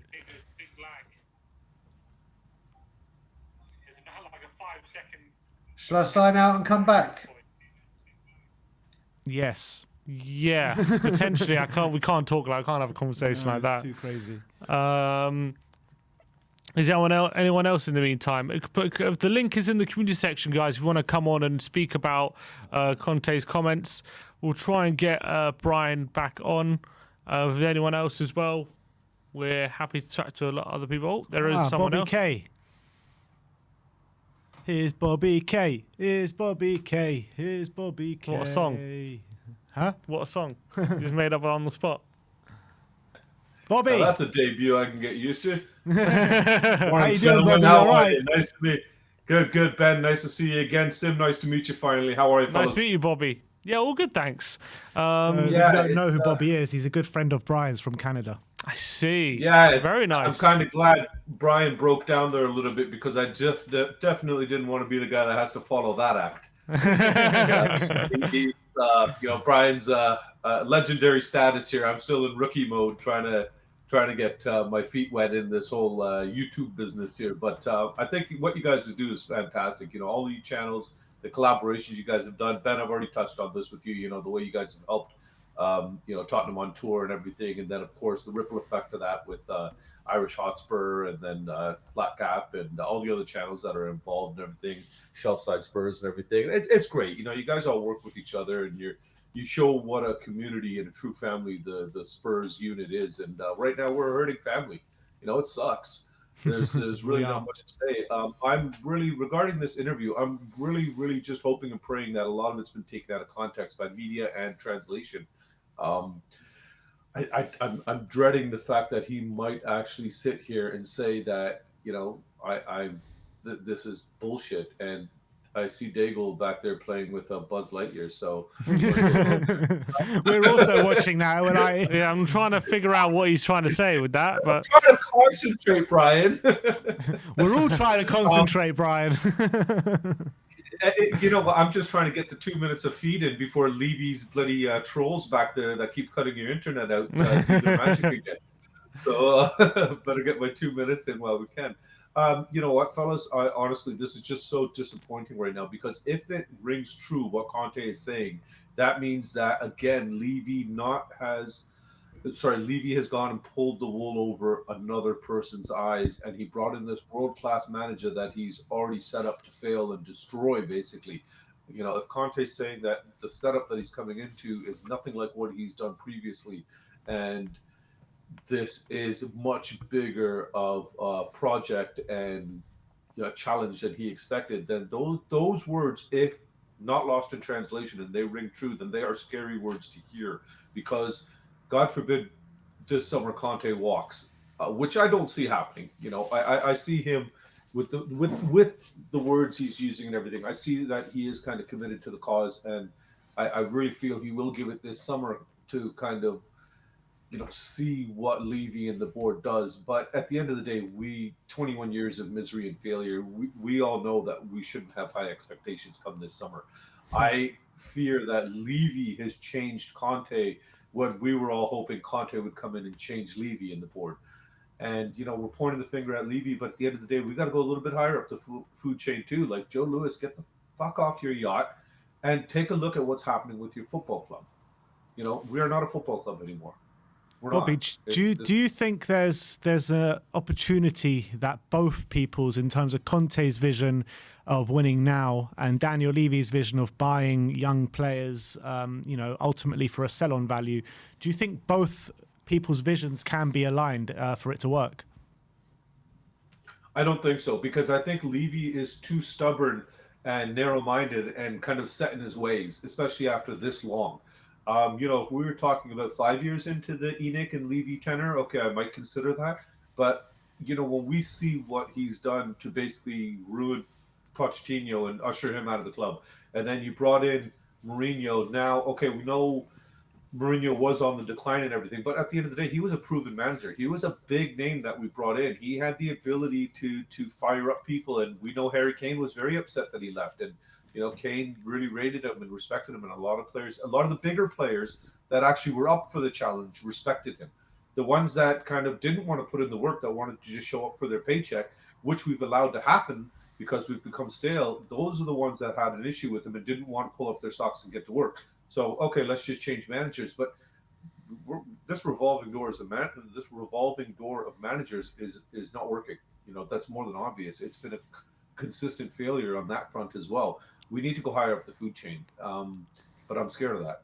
What do you think of Conte's comments on the January transfer window there? Because a week ago he was saying in the press conferences that he felt the window made the squad more complete in his press conference, and now he's saying that he can't believe that we've gotten rid of 4 important players in the January and only brought in 2, and the squad on paper you could say is weakened. What do you think? Do you think he's contradicting himself? I'm honestly hoping when that one's Sim, I'm hoping that is something that I'm throwing into the lost in translation file, because just weeks ago he was happy with what he did. He cleared out dead wood that he wasn't using. He didn't go out and get rid of Kane. He didn't get rid of Sonny. He got rid of players that we as fans had also seen and had enough of, basically. The only one in there that I've kind of, me personally, I had a little bit of more hope for still is Lo Celso.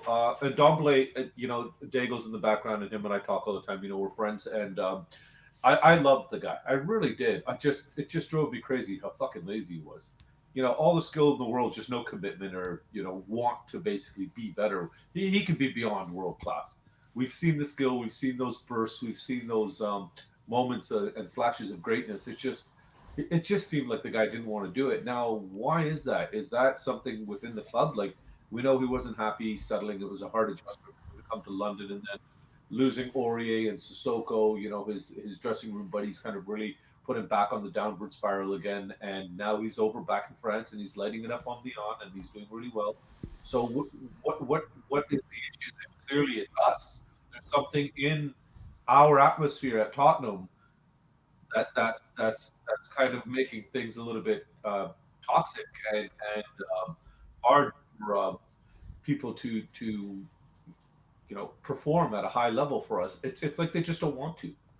They don't want to play for the badge. They don't want to play for our club. There's no heart there. There's no commitment. They're just coming in to go through the motions, and that happens when you are in a toxic atmosphere. If we worked in a toxic atmosphere, we would not want to put our best out for our boss. We would say, fuck you. I'm going to come in. I'm going to do the bare minimum required to get through my day, collect my paycheck, go the hell home, come back in tomorrow and do it again.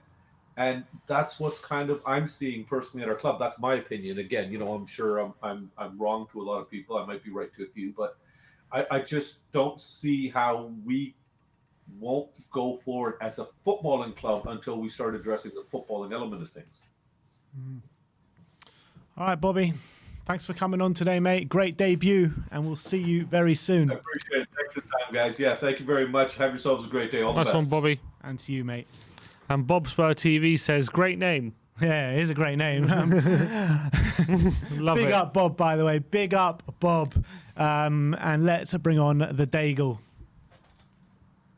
Try again. Brian, where are you today, mate? What's this yellow and blue fluorescent stuff you got in your background? Yeah, and this is why Jake saw me with Buzz Lightyear when I sent a picture, because I'm currently in my nephew's and niece's playroom. I'm sitting on, I'm sitting on, those little school chairs. Look, I'm sitting on one of these chairs.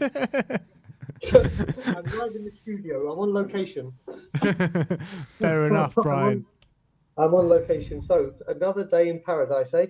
Yeah. So is Conte staying, or is he going to infinity and beyond? Ding, ding, ding, He's reaching for the stars. I'm sure. Oh, mate, listen, it's just it's another day where, do you know what? Let's break this down. We have Pochettino come in.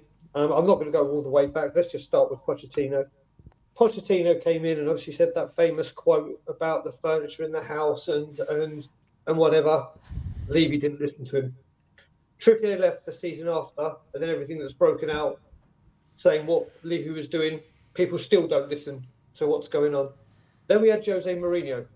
Jose Mourinho comes in and says, stupidly in his first interview, I've got the players, we can achieve great things and everything, which was a blatant lie. He said it to try and G the team up and rally the team up and just try to do his bits. Was it a lie, or did he come here under false pretenses? It was, yes, Levi. 1 second. Levi, give me 10 minutes. Give me 10 minutes and I'll be with you. Okay. Okay, I'll be with you in a second. Sorry, he's got chicken pox as well and he keeps asking for uncle. So my dedication to you guys is we need to renegotiate my contract. So let me just shut this off. 2 seconds, boys. 2 seconds. Right. So we were there with like I said, with Mourinho saying all these things that he said. And now we have Conte coming, and we all knew, no matter where you stood on the spectrum of Levy, wherever you were, and we were all like, right, now we'll find out. Now we'll get the answers. Now because this guy will call it as it is. And he has done. And he's called it as it is. And we knew this was happening. Levy knew this was a chance this could happen. We knew it was a chance it would happen. And he's called it out. I said to you boys, when I was at the training ground on protest day, about 4 going out, 2 coming in, how's that strengthen the squad? How's that help the squad? And whether he's trying to say that directly or what he's saying, again, we are completely in a mess again. But Brian, he says at the end of the transfer window in his first press conference that the squad is more complete. Now he's coming out with what he's coming out with now. I mean, what's changed from then until now? Do you know what going on? Going. Do you know what, this club? The lack of, and this isn't just aimed at Levy. The whole club. There is such a lack of communication. There is such a lack of direction. Lack of, and I'm going to use a word my brother Bob Spur, aka Superman, uses. There is no identity. I don't think the left foot knows what the right foot's doing. I don't think one department knows what the other department's doing. It is in a complete, total, utter mess. It starts at the top, but I think there is just a breakdown in communication at every single department in that football club. But we're talking about comments from one man here, Antonio Conte, who clearly knows what he's talking about, right? Yep. So is he contradicting himself a bit? Do you know, there's been 2 ways I've heard people talking about it. There's some people saying, "Oh, this really doesn't help the players," hearing all that, and I'm like, "Oh, boo-hoo-hoo! Did the big man that wins all these silver trophies tell the little crap players that they're not good enough? Oh, what a shame!" Because we've had to listen to this with so many other managers. Or is it that avenue we're going down where he's calling them out, or is he trying to deflect somewhere? Whether he's trying to put blame on himself to say, "Listen, I'm trying, but I can see what I can do," or this is not the way it's run. Because we've even seen when he came in, "Yep, I can get top 4." Now it's like, or challenge for titles. Then it's I normally challenge for titles. Challenging for top 4 is new to me. The narrative is changing within that club by the day. by the day. I mean, if we just go ahead from deadline day, I mean, even let's even go from the Southampton game. The Southampton game, terrible defeat. We don't even need to talk about it. But the next day, the Y word release. Okay, so that all brought up a storm. Then we had the terrible performance against Wolves, which was worse than Southampton, if you ask me. The next day again, Sky Sports within 20 minutes saying, oh, the Y word was sung even though we were told not to. The next day, an even bigger thing came out about the Y word. Then 2 days ago, we were told about our wonderful South Korean tour, and we're preparing 5 months early to announce that. Shame we don't do that with the transfers and give the hierarchy 5 months preparation. And now we've got this interview. That's me talking from the Southampton game. We're talking at 8 days is what's happened at this football club. And that's why I say about the breakdown between all departments, because we're just a mess. Every department, I'm talking about 8 days worth of news that's happened at Tottenham Hotspur. You look at any other club, they may have a bad performance, a good performance, but there is never, ever this amount of noise, this amount of controversy around a football club. There just simply isn't. Brian, what do you say to people who say that Conte is preemptively making excuses for when the Tottenham don't? So when Tottenham at the end of the season don't achieve what they want, he can absolve himself of blame. I think that's absolute, and I'm going to choose my words carefully because it's not bollocks. Look, this guy, how many more managers do we need to go through? Jose Mourinho said same manager, different play, or sorry, what was it? Same manager, different, or whatever he said, different manager, same players. They all have they come out. How many more managers do we need to go through before people start saying, do you know what? This guy isn't the problem. This guy is not the problem. You can't literally have a Formula One car and put a Ford Focus engine in it and say, Lewis Hamilton, go win that Grand Prix. It's just not going to happen. It doesn't happen. So when they say this, it's this excuse. I can see the narrative he walks. Oh, we did this at Chelsea. Oh, we did this at Inter. Oh, we did. But do you know what? He walked out of Chelsea. Same reason, wasn't back. Walked out of Inter. Disagreement in players that were being sold. He comes out and he stands up. He's a man of morals that stands up, and he ain't afraid to walk out on a contract, and whatever financial windfall we could get, he'll walk out to prove his point. What has this man got to do to show this club, or what's this club? This man has done it all. The only thing he didn't really do is win at international level when he was at Italy in Euro 2018. That's the only kind of competition he's gone into and hasn't won. So when people say, oh, he's already fielded the narrative for when he doesn't succeed, he's never been set up to succeed at this football club. The way a manager becomes successful is by his superiors in any walk of life, giving them the tools that they need to succeed. You know, with you guys, the way you've grown and you become, as you know, the biggest, the best, the mothership, as I always call you, you've done that because as you've grown and your channel's become bigger and bigger and more stronger and got a bigger reach, you've set yourself up with the tools to succeed. You bring out great content, you think of new content, you get guests on, you get new guests on, but you do all these things in like the show you do with Stel, the show you started yesterday, or your second show that you did with Matt Hayes and the Irish, but Jack came in yesterday. It's all new stuff to set your channel up to succeed and go to the next level. We don't do that at Tottenham Hotspur. Right, here you go. You're this great manager. We've got this crap. We can't get rid of them, and we keep giving them new contracts, and I can't sell them for the price that I demand. Deal with it. Off you go. Brian, Bob in the comments says, I think what Conte said was piss poor, if I'm honest, no matter how much truth there is in there. What would you say to that? You know what? Hotspur, like I said, everyone in this, and I have to make this clear, everyone is entitled to their own opinion. Everyone is entitled to it. And you can either look at it like Bob does, and I can see where he's coming from completely. But how many more different ways of trying to get through to the players are we going to try? How many different opportunities have we had to listen to a manager and say, we need to do this, or I want this, and let's do that. But we don't do it. We don't do it. I can completely see where Bob's coming from, because it all depends how you like. When I was at senior manager at Booking.com, you have different members of staff that take feedback differently, whether it be constructive or positive feedback. And you've got to find the right gauge to get the best out of people. And we've tried every single combination, whether it be an arm around the shoulder with Harry Redknapp and Poch to an extent, whether it be the throw under the bus with Mourinho, whether it be the absolutely no comment and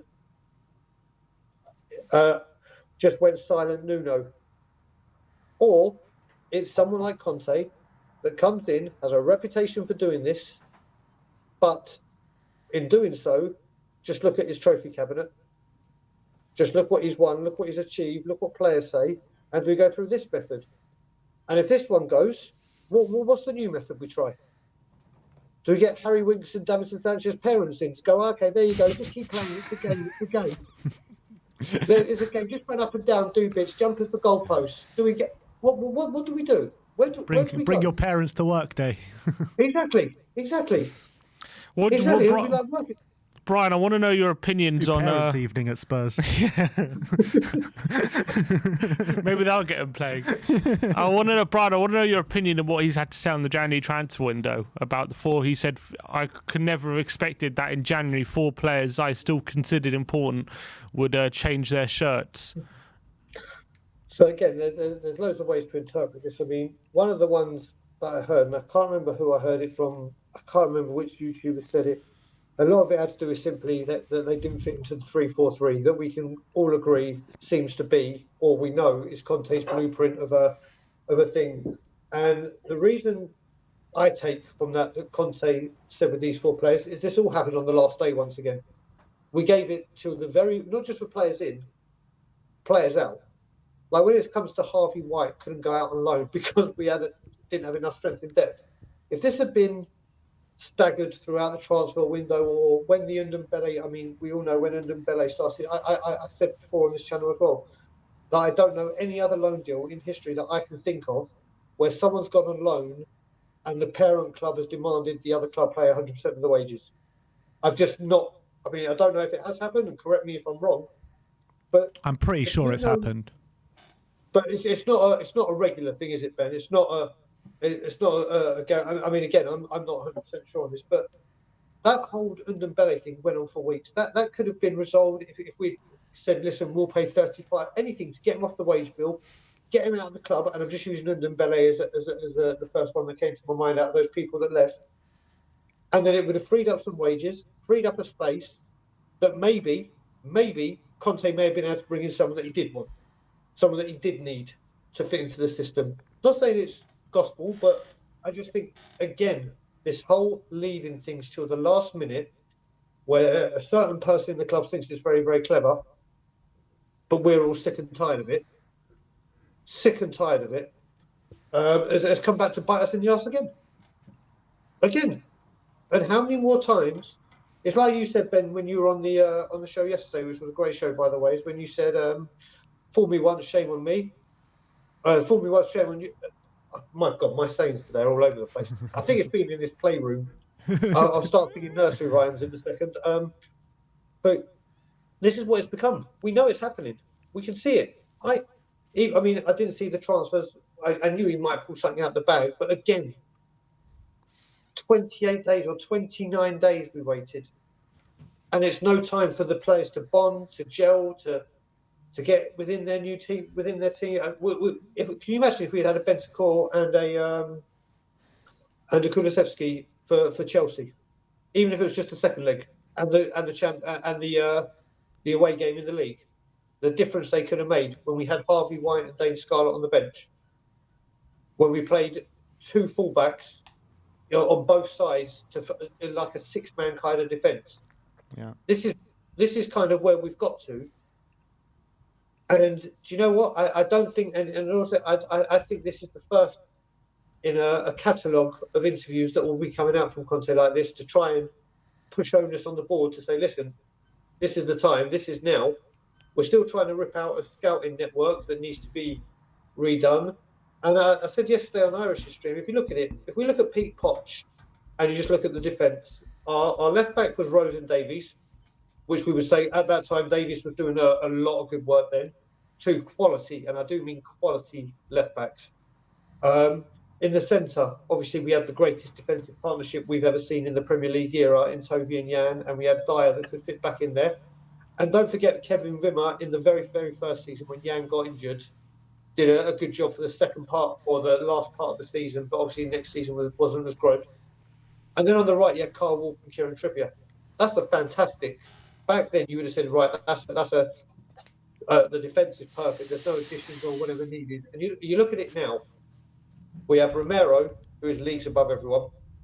Dyer, who has been our most consistent defender, I would say, this season, without a doubt.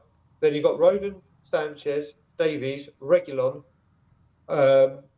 Sessegnon, Doherty, and what's his name, Emerson. Look at the. That's just the defence that needs reworking. That's like 9 players I've just mentioned, where one of them are of a good enough standard. Dyer has definitely come into the party for what he's done this season, but that's the state this club is in. Yeah. Because of bad scouting, bad recruitment, bad ownership, changing managers, and when you do change managers, rather than sticking with a philosophy of whether you go defensive, pragmatic, attacking, we go defensive, attacking, defensive, attacking, attacking, attacking, defensive, defensive. So there's circular players. You have attacking players that the defensive manager wants, and then the attacking manager comes on, you have defensive players that the attacking manager... And it just keeps going round and round and round. It's unacceptable, isn't it? Of course it is, Brian. Of course it is. But we do have quite a few guests waiting to come on. So, Brian, thanks a lot for coming on today. Listen, and always a pleasure. It's lovely to be in the Playhouse. I'll bring my mum and dad in for parents' evening next time. And if I don't speak to you again later on tonight, I can't wait to see you both tomorrow evening. Good luck. I mean, good luck. I'm looking forward to it. It's like you're not telling me about tomorrow, Ben. Good luck tomorrow, Brian. But all I will say, guys, and as always, Levy out. Big up, Brian. But let's keep going. I think the phone lines are actually jam-packed at the moment. And let's bring on Coach Stel. Mr. Stelios, how are we today? Yeah, I'm good. I was just fascinated by how many toys Brian has at his own. I know. Tell me about it. Do you have any of yours? No toys available? Just pots and pans and toasters and adult things. Yeah, adult stuff. Obviously, I'm sure you've seen the transcripts of what Antonio Conte has been coming out with. What were your initial thoughts? Well, first of all, I just want to say Conte's still the manager. Nothing's changed. And as we've said 100,000 times, let's wait and see what happens this summer. That seems to be the agreement amongst Spurs fans, assuming he's still here in the summer and he hasn't walked or he hasn't been sacked. So that's the first thing. We shouldn't get into a panic over these comments. Mm-hmm. Regarding the comments, to answer your question, so Iggy, who was on your show on Saturday or Sunday doing the watch-along for the Wolves game with Sim, I strongly recommend you go and see the video he's put out where he breaks down what was said as an Italian translating another Italian into English, because there's bits that have been lost in translation that Iggy has broken down. And without a doubt, the British media has either confused what's been said or they've sensationalized it. So I strongly recommend people check out the video Iggy's put out today. Do you want to give us just a little breakdown of what Iggy has said? Yeah, so effectively, you know, for example, where he says the squad is weakened, you know, we're weaker now. He is 100% talking about numbers. Yeah. He's talking about the lack of numbers. We are weaker because if you get rid of 4 and you bring in 2, naturally you're weaker. That's what he's saying. But because he's also spoken about how we don't buy players ready now that raise the levels, instead we want to buy future prospects, almost project players, that has been mixed with something else he's said, and they've kind of combined it as one message. That's not what happened. That's not what happened. So they've kind of twisted bits and made it sound as one thing. where it's not. He's actually saying that the squad lacks numbers because we've sold more than what we've brought in. So little snippets like that. And there's a specific bit where he says on paper as well. So, of course, as we all know, what we see on paper and what actually happens in real life are two different things. So, again, that's been misconstrued. So there's lots and lots of little snippets like that Iggy broke down. And I think it's a cultural thing as well. When you come from another country and you speak, you can't word for word translate that language straight into English, because there's certain words we use in our languages around the world where a word has a different meaning, but if you translate it into English, it can mean something different. You know, a bit like in the UK, when we see each other, we say, hey, what's up, man? You okay? But if you translate that, it literally says, hey, you are a man, not a woman. Hello. No, that's not. Means different. Yeah, it's not. When we say hey man, it's just another way of saying hello. Mm-hmm. So Iggy's broken that down. So I suggest Interesting. people should Okay, look well, at is the whole interview available in Italian then? Is it? You can see it. He found that somewhere. No, Iggy's read the Italian Yeah. transcript from Sky Italia, and he's kind of explained, look, this is what he's saying, and Iggy's basically presented what Antonio Conte said in English the way the media should have, but because the media aren't Italian, they don't have that cultural understanding, because obviously Iggy's Italian living in the UK, so he gets the cultural differences and he can translate it better. So when he's talking about... Brains has backed up what Iggy's saying there. Brains in the comments says, it's the truth. I'm Scottish, and even when I'm speaking English, I get misunderstood and taken out of context. Love it. Brilliant. Nice, nice. Well, so when we come to the January transfer window, Conte says he never expected Tottenham to lose 4 players he still considered to be important. Is that exactly what he meant, do you think? So, again, important meaning they're midfielders. Midfielders are important to a team. If you lose 4 midfielders, you need to bring in 4 midfielders. So he's not specifically saying that they're important players, they're an integral part to the success of the club. He's saying the position of the player is important. So if we lost Harry Kane, we would just assume, if Conte means losing Harry Kane is important, he's probably talking about the talent. It could just mean because there's no other striker. Mm-hmm. Right? So again, it's that cultural barrier that the media have blown this up a lot more than what it is. Although I will say Conte is also calling out the board as well. He is doing that as well. What? Well, what do you think he said that's calling out the board? Well, it's the same message all along that he's been saying. The squad isn't good enough. The squad isn't at the level of where we want to be. He's just saying that again, but in a different way. And I think a lot of this as well comes off the back of the recent matches, because we've lost 3 in a row and fans are booing. He needs to protect his back, right? Anyone in any job, any industry, you will always protect your position if you feel that there's disruption. Okay? Now, him coming out and saying these things, he's protecting himself that should the results continue to go bad, or should things not go the way fans expect, because a lot of fans expected, top 4's on, we're going to win the Carabao Cup. Yeah, well, maybe his expectation is, guys, that is a bit far-fetched. So he's trying to manage expectation and protect himself, and he's saying, look, don't look at me, I'm doing my job. You need to look upstairs and the vision and the decision-making. He started off saying a couple of weeks ago, mistakes have been made in the past on transfers. The wrong type of player has been profiled when coming into Spurs. Now he's saying how the vision of the club is to bring in young project players and not ready to go players that are going to hit the ground running and have the levels of the team raised. So the message has been constant, and he keeps banging that drum. And guys, this is what Antonio Conte does. Go to every club he's been at. This is what he does.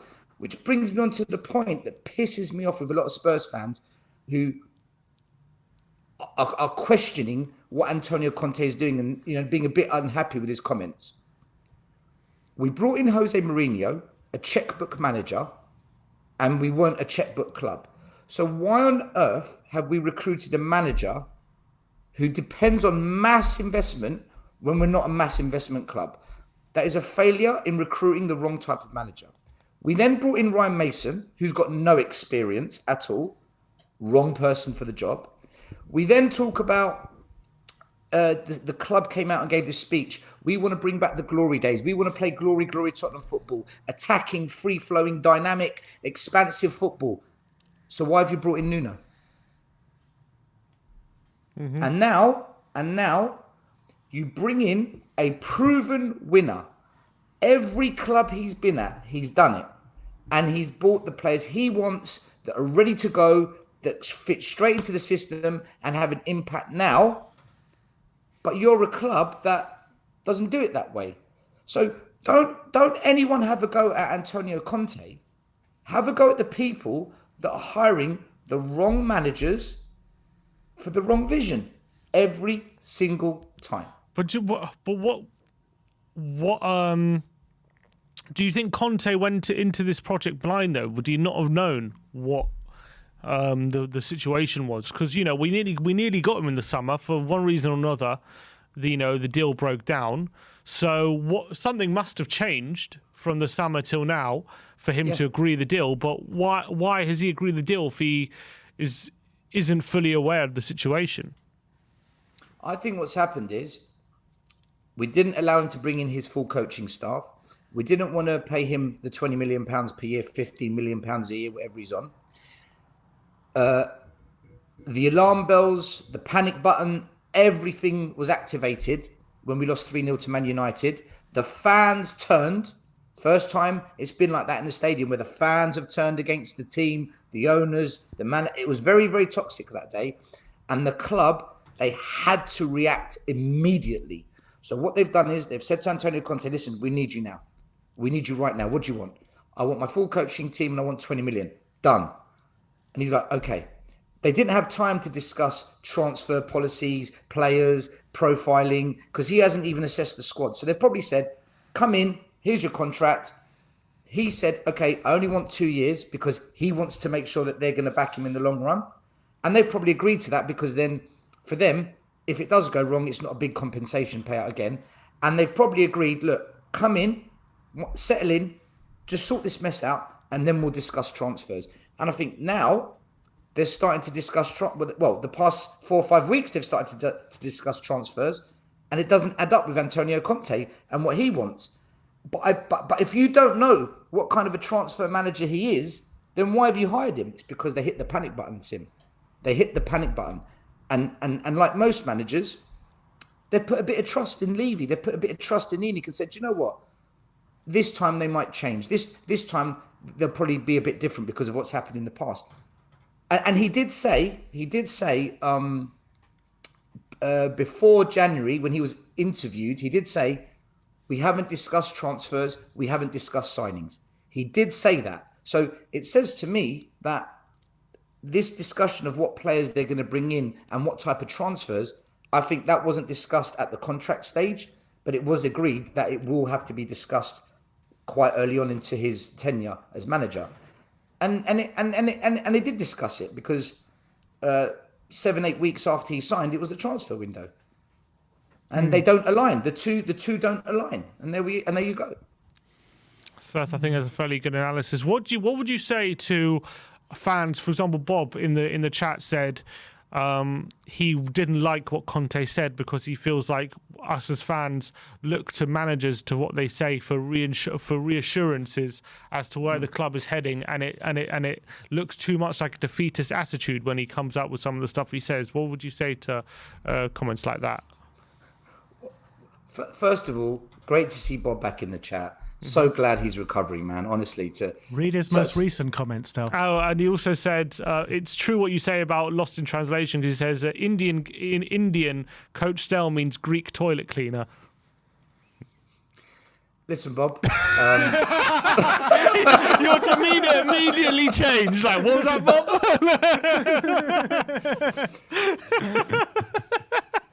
Piss off, Bob.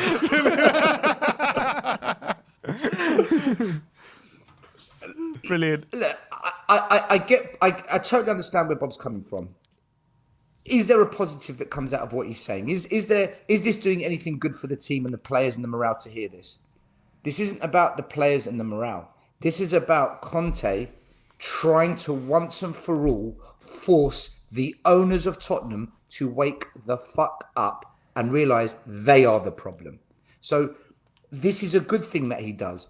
And what do we want him to say? We're going to make you proud. We're going to make you proud. Because Nuno did that. And did he make us proud? No, it was a disaster. Top of the league after 3 games, mate. But I was having a long conversation with Josh King, and he said he understands this kind of rhetoric maybe during a transfer window or leading up to a summer, but why do it just after the window is closed? What good does that do? That's what he said. Like I said to you, this is off the back of 3 wins where if you go to the stadium at half-time, fans are booing. After the match, fans are booing. It's beginning to get a little bit toxic. And he's trying to diffuse it and say, whoa, your expectations are too high. You do not realise this team is not even as good as top 6. Teams like Southampton, Wolves, Brighton, Villa, this is our competition now. That's our level. And he's not wrong. We lost to Mora. We lost to Pacos de Ferreira Rocher, whatever they're called. Yeah. Right? He's not lying, is he? So he's just reminding fans, whoa, just calm your expectation down. Because if every time we lose, fans are going to boo and lose the plot, it's not a good look on him either, is it? So he's just trying to control expectation, and he's doing what any professional in any job does. He's protecting his back. Just like Levy sacks managers and brings in another manager to try and protect his back, Conte's covering his. Not much about these things. But... I think we're back. You might be right. But I think we're back still, so Just give it a sec. Yeah? I think we're back, guys. 4th time lucky this time, but let's let Stel finish off what he was saying over there. You were about to say what we've got here, guys, and then it's stopped. So I'm not sure what big your reveal. What Come on, your Stel. thought was. What I was going to say, if you remember.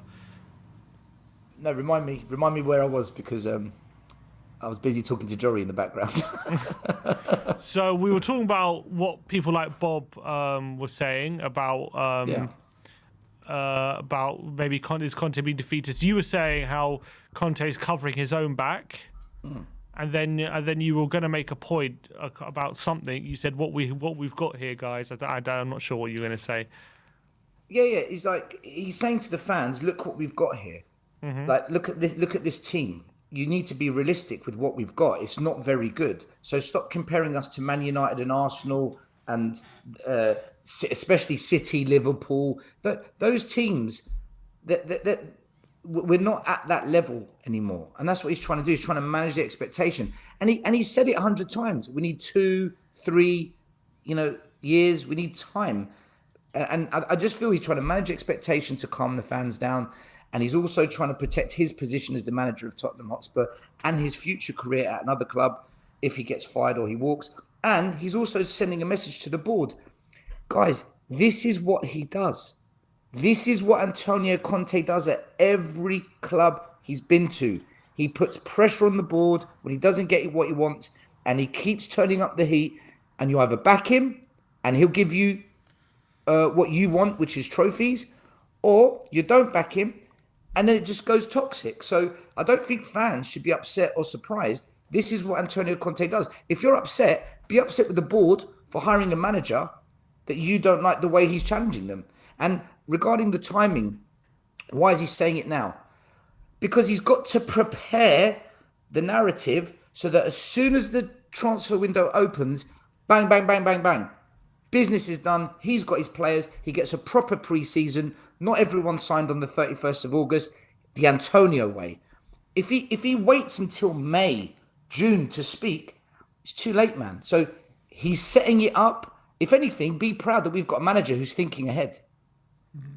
But I get why some fans will be disheartened. But how many managers do you want to get upset with at Tottenham, man? How many managers are we going to get upset with? There's only one common denominator, isn't there, Stel? Yeah, and hopefully, fingers crossed, this is the manager that finally breaks the board and the ownership into changing their ways. If not, come on, man. Kane will be gone, Romero will be gone, Son's going to leave. It'll be an absolute catastrophe, man. It'll be a full-blown collapse. So I'm not upset by what he's done. I hope he keeps turning the screw. And I don't think he's been nasty or horrible or thrown anyone under a bus. Mourinho got a little bit too personal. I think Conte's playing a smart game, so I'm happy with it. And I just hope we get top 6, guys, because I think without top 6, the board aren't going to back Conte. All right, great call, Stel. Big up, Stel, as always, mate, and we'll see you very soon. Good to see you, man. Leave you out. Nice one, Stel. Always great having Stel on. Always great opinions there and articulates it really well. Last caller of the stream, and we're going to go to the Jorical. Oh, 1 sec. Need to change. Yeah, we'll get him on now. See, Jory, you're back in the snow over there. I can see a nice little scenery. It looks like back in Winterland, yeah, for sure. Good to see you on the weekend. It was great meeting you, Jory. Really good to meet you. Yeah. Thanks for everything. Yeah, it was really fun meeting all of you guys. Really weird and fun. Meeting all of these personalities that you've seen so many times and listened so much to. So, but everything was as I expected. Everybody was a great guy, and had some great conversations, and like. Even Tottenham was as expected, when you want them to just continue and not disappoint, they come through and disappoint, of course. So yeah, exactly. That's Tottenham for you, isn't it, Jory? Yeah. But a lot has been made out of what Antonio Conte has been saying in this interview with Sky Italia. I mean, on the basis of it, what were the first thoughts that coming into your mind when you saw the quotes? So I haven't seen it. I just switched you guys on and so on. But I've kind of gotten the gist from maybe mostly Coastel now. But and I actually saw the video he was talking about from Tottenham away, where he kind of says it's a lost translation type thing. But even though I haven't seen it, I do feel like I understand what's going on there, and I completely agree with Stel here. I think Antonio is definitely covering his own reputation here because we're unhappy with the results. We're very disappointed with what was. It's not even the results. I think we're all reasonable in terms of the results. It's what we're seeing on the pitch is really awful. And like I was for the first time at the match with you guys, and I could see all the off the camera stuff as well, and that wasn't doing them any favors either, So so I haven't watched all the games in TV until last weekend. I feel like almost like the worst of it was confirmed, and even maybe slightly worse. I was kind of shocked how passive our players could be off the ball, So how reactive, like how many steps behind the play they seem to be mentally all the time, So and this is why we all always like get into a jubilant frenzy about Romero, because he's 2-3 steps ahead of the play sometimes, and we're not used to seeing that from our players, So and of course we can definitely see what our midfield is like without Højbjerg and Skip. Like that's not even, we can't even talk about, like that's a disaster. Even though like many times it's been talked about, Bentancur was maybe a little bit of a bright spot, but that's one guy just coming in, and I think like that's what Conte is mainly, he's kind of, it's kind of like, yeah, you can see my scenery behind here, right? Mm-hmm. So if you're driving around in a Volkswagen Golf here in Iceland right now, doesn't matter what driver you put in there. You could put in, any world-class driver. If you don't have the ground clearance, you're gonna get stuck. If you don't have four-wheel drive, you're gonna get stuck. That's kind of what Conte is kind of trying to make the fan base and the community understanding in general. I feel like it's like, it's not down to attitude, it's not down to mentality, it's down to the actual nuts and bolts of these players, what they're capable of. And once again, I think he's pointing out that they're at the like we're getting more out of them than we really should be getting, just like we got out of Mourinho.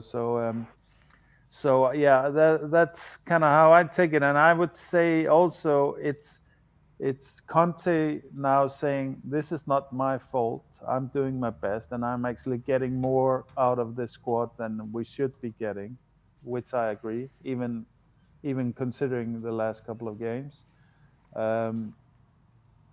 Because we were all, like I said to you guys, if we don't do anything serious about an overhaul in the summer, last summer, top 10 is what I'm looking at. That's kind of the bracket that I'm looking at. I won't be unhappy until we're on the wrong side of top 10. So and then of course great things happen. Conte comes in and gets a real big manager bounce out of our players. But more than that, like what maybe was the surprise for me was to see the amount of discipline and structure that he could get into these players, because that I felt was not as dependent on their individual ability. So I felt like if he can make them perform direct orders and direct drills to this level of precision, then we actually might get through it. Because then we'll have more structure and discipline than a United or an Arsenal or so on. So we might actually get through it in that way.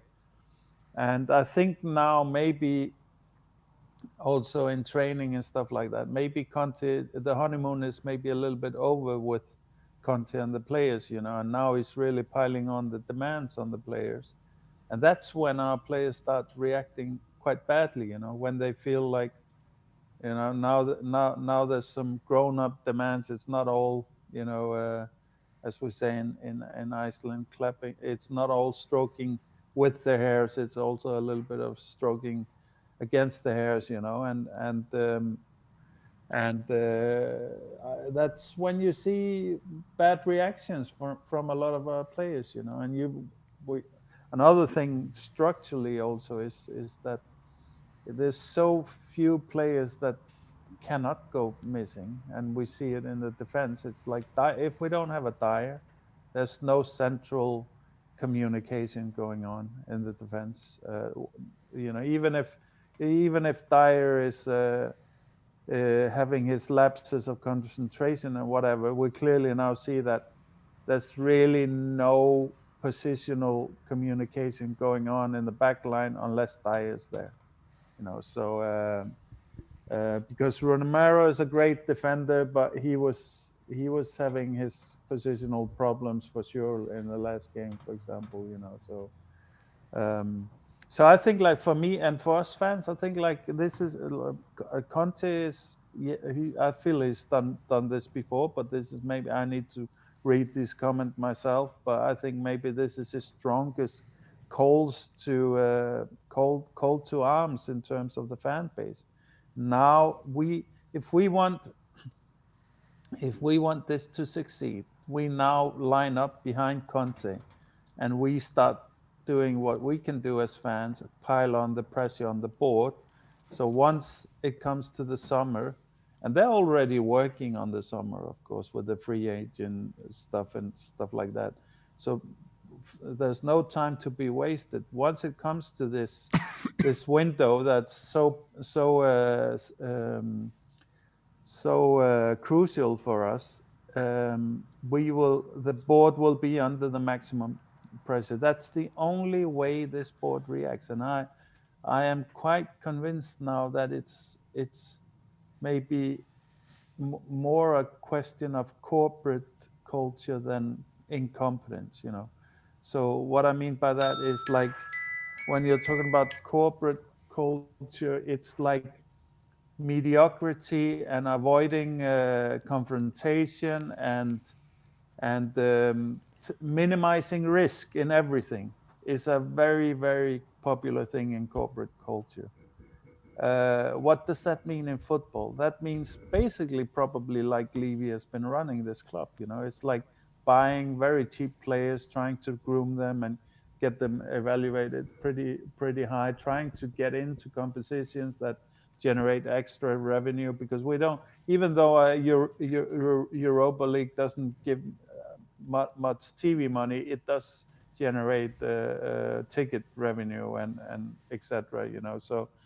So in many ways it's quite cozy that the setup they have there. Of course, I know that Levy would prefer to get into the Champions League every year, but he's not going to risk it. If he can get away with going halfway in terms of investment and have a chance at it, he's going to go that way rather than going all out.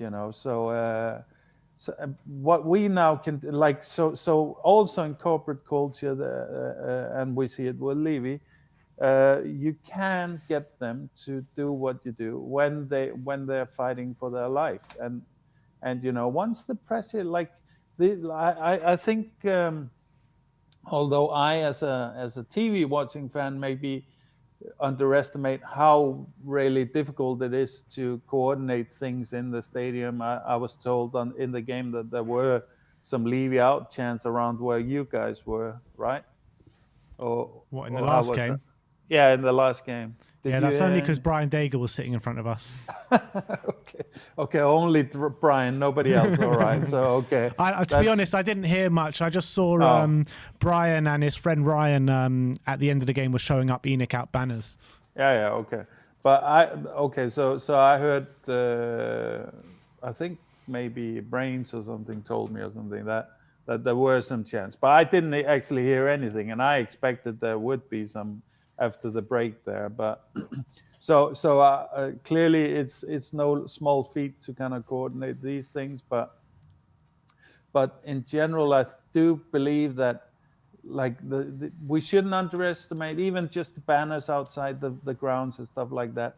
This is very uncomfortable for this kind of a corporation, and the American clients and the sponsors and all of that.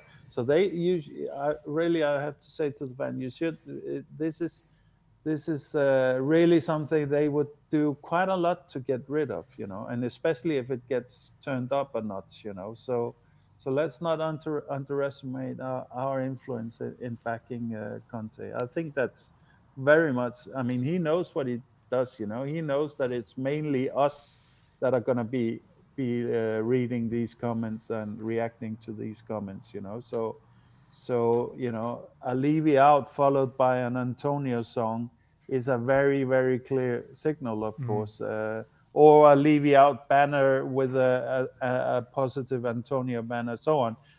Like these, we can be. It's not a sophisticated message that we need to bring across to pile on the pressure. Our biggest problem is just when and how much and so on. That's what splits the fan base. But and maybe some of us are reacting. Maybe I'm overreacting. Maybe Coach Stell and Brian and so on are too quick to jump the gun. But I think it's also for us, for that part of the fan community. It's also very much about, we are so freaking nervous and scared about the collapse that we foresee happening once Antonio goes. If he storms out of the club, I like. Yeah, I can see Levy maybe doing some damage control and getting another pretty okay manager in there and a project whatever. But really, the disillusion both in the fan base, but maybe more in terms of top players and top managers dealing with this club and agents and so on. I think that is really gonna cement us for a long time. We won't get out of that hole for a long time, you know. So I think I feel like Antonio is a second chance of at top club life, you know. And if we don't go all the way in that, then it's mid table at best for this club for the next decade or something, you know. Jory Brains did just comment in the chat saying there were a few chants, but Ben was so depressed that he blocked it out. So, I mean, that could be the case because I was extremely dejected after that game. I was sitting down. Yeah. I mean, I wasn't talking to anyone. I wasn't listening to anyone. So that could be very much the case. Mm. And I think like also what you kind of maybe can read into it is like, yes, and I know this so well from the Icelandic teams, is like you can get a quite substantial rise out of your players as a momentum thing, and the fact of Conte coming in and introducing his world-class methods and training, and everybody will get excited, but that will wear off. And each time this group of players do that, the quicker it'll wear off that effect, you know. And what I know is that you cannot win anything with these players. What you can do, you can get players at the level of Bentancur, Lucas, Kulusevski, Skip, Romero and stuff like that. You can get them to match a player squad like PSG or something with this rise, you know. They have enough skill as well to carry it on and make the momentum sustain them right through the to the win, you know. And that's what we should be. That's what Conte has done a lot, you know. It's not like when Conte, you know, takes an Eriksson in the Inter team, you know. It's not like Eriksson is the best playmaker in the world at that point. It's not like Eriksson is the best and most expensive cam player in the world. Not even close at that point, right?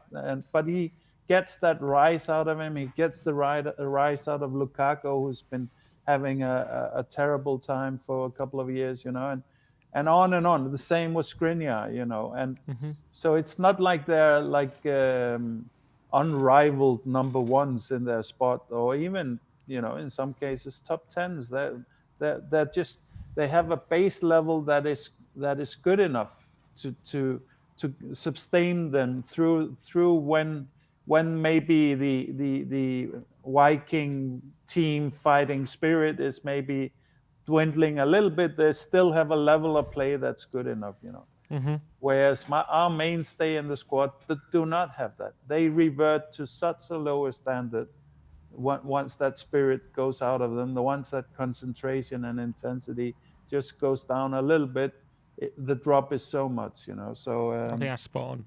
Yeah. And I know this so well from watching Icelandic handball teams and whatever, you know, get to the quarterfinals, the semifinals, and then they're done, you know. They cannot get it over the line anymore. It's too much to ask, you know. You can't keep yourself in a state of euphoria and manic energy, you know. You can only do that for so much, you know. And I think we're there now.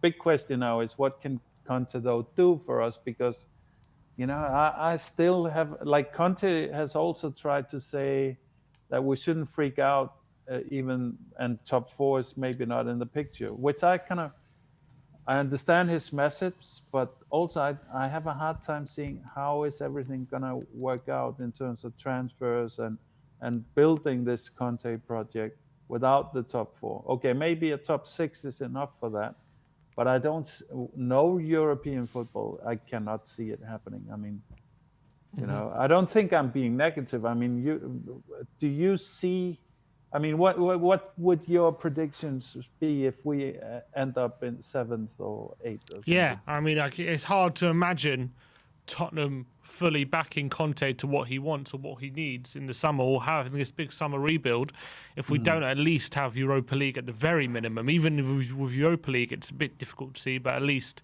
we have some European football. But without even Europa, I think it becomes extremely difficult situation to envisage how the summer goes.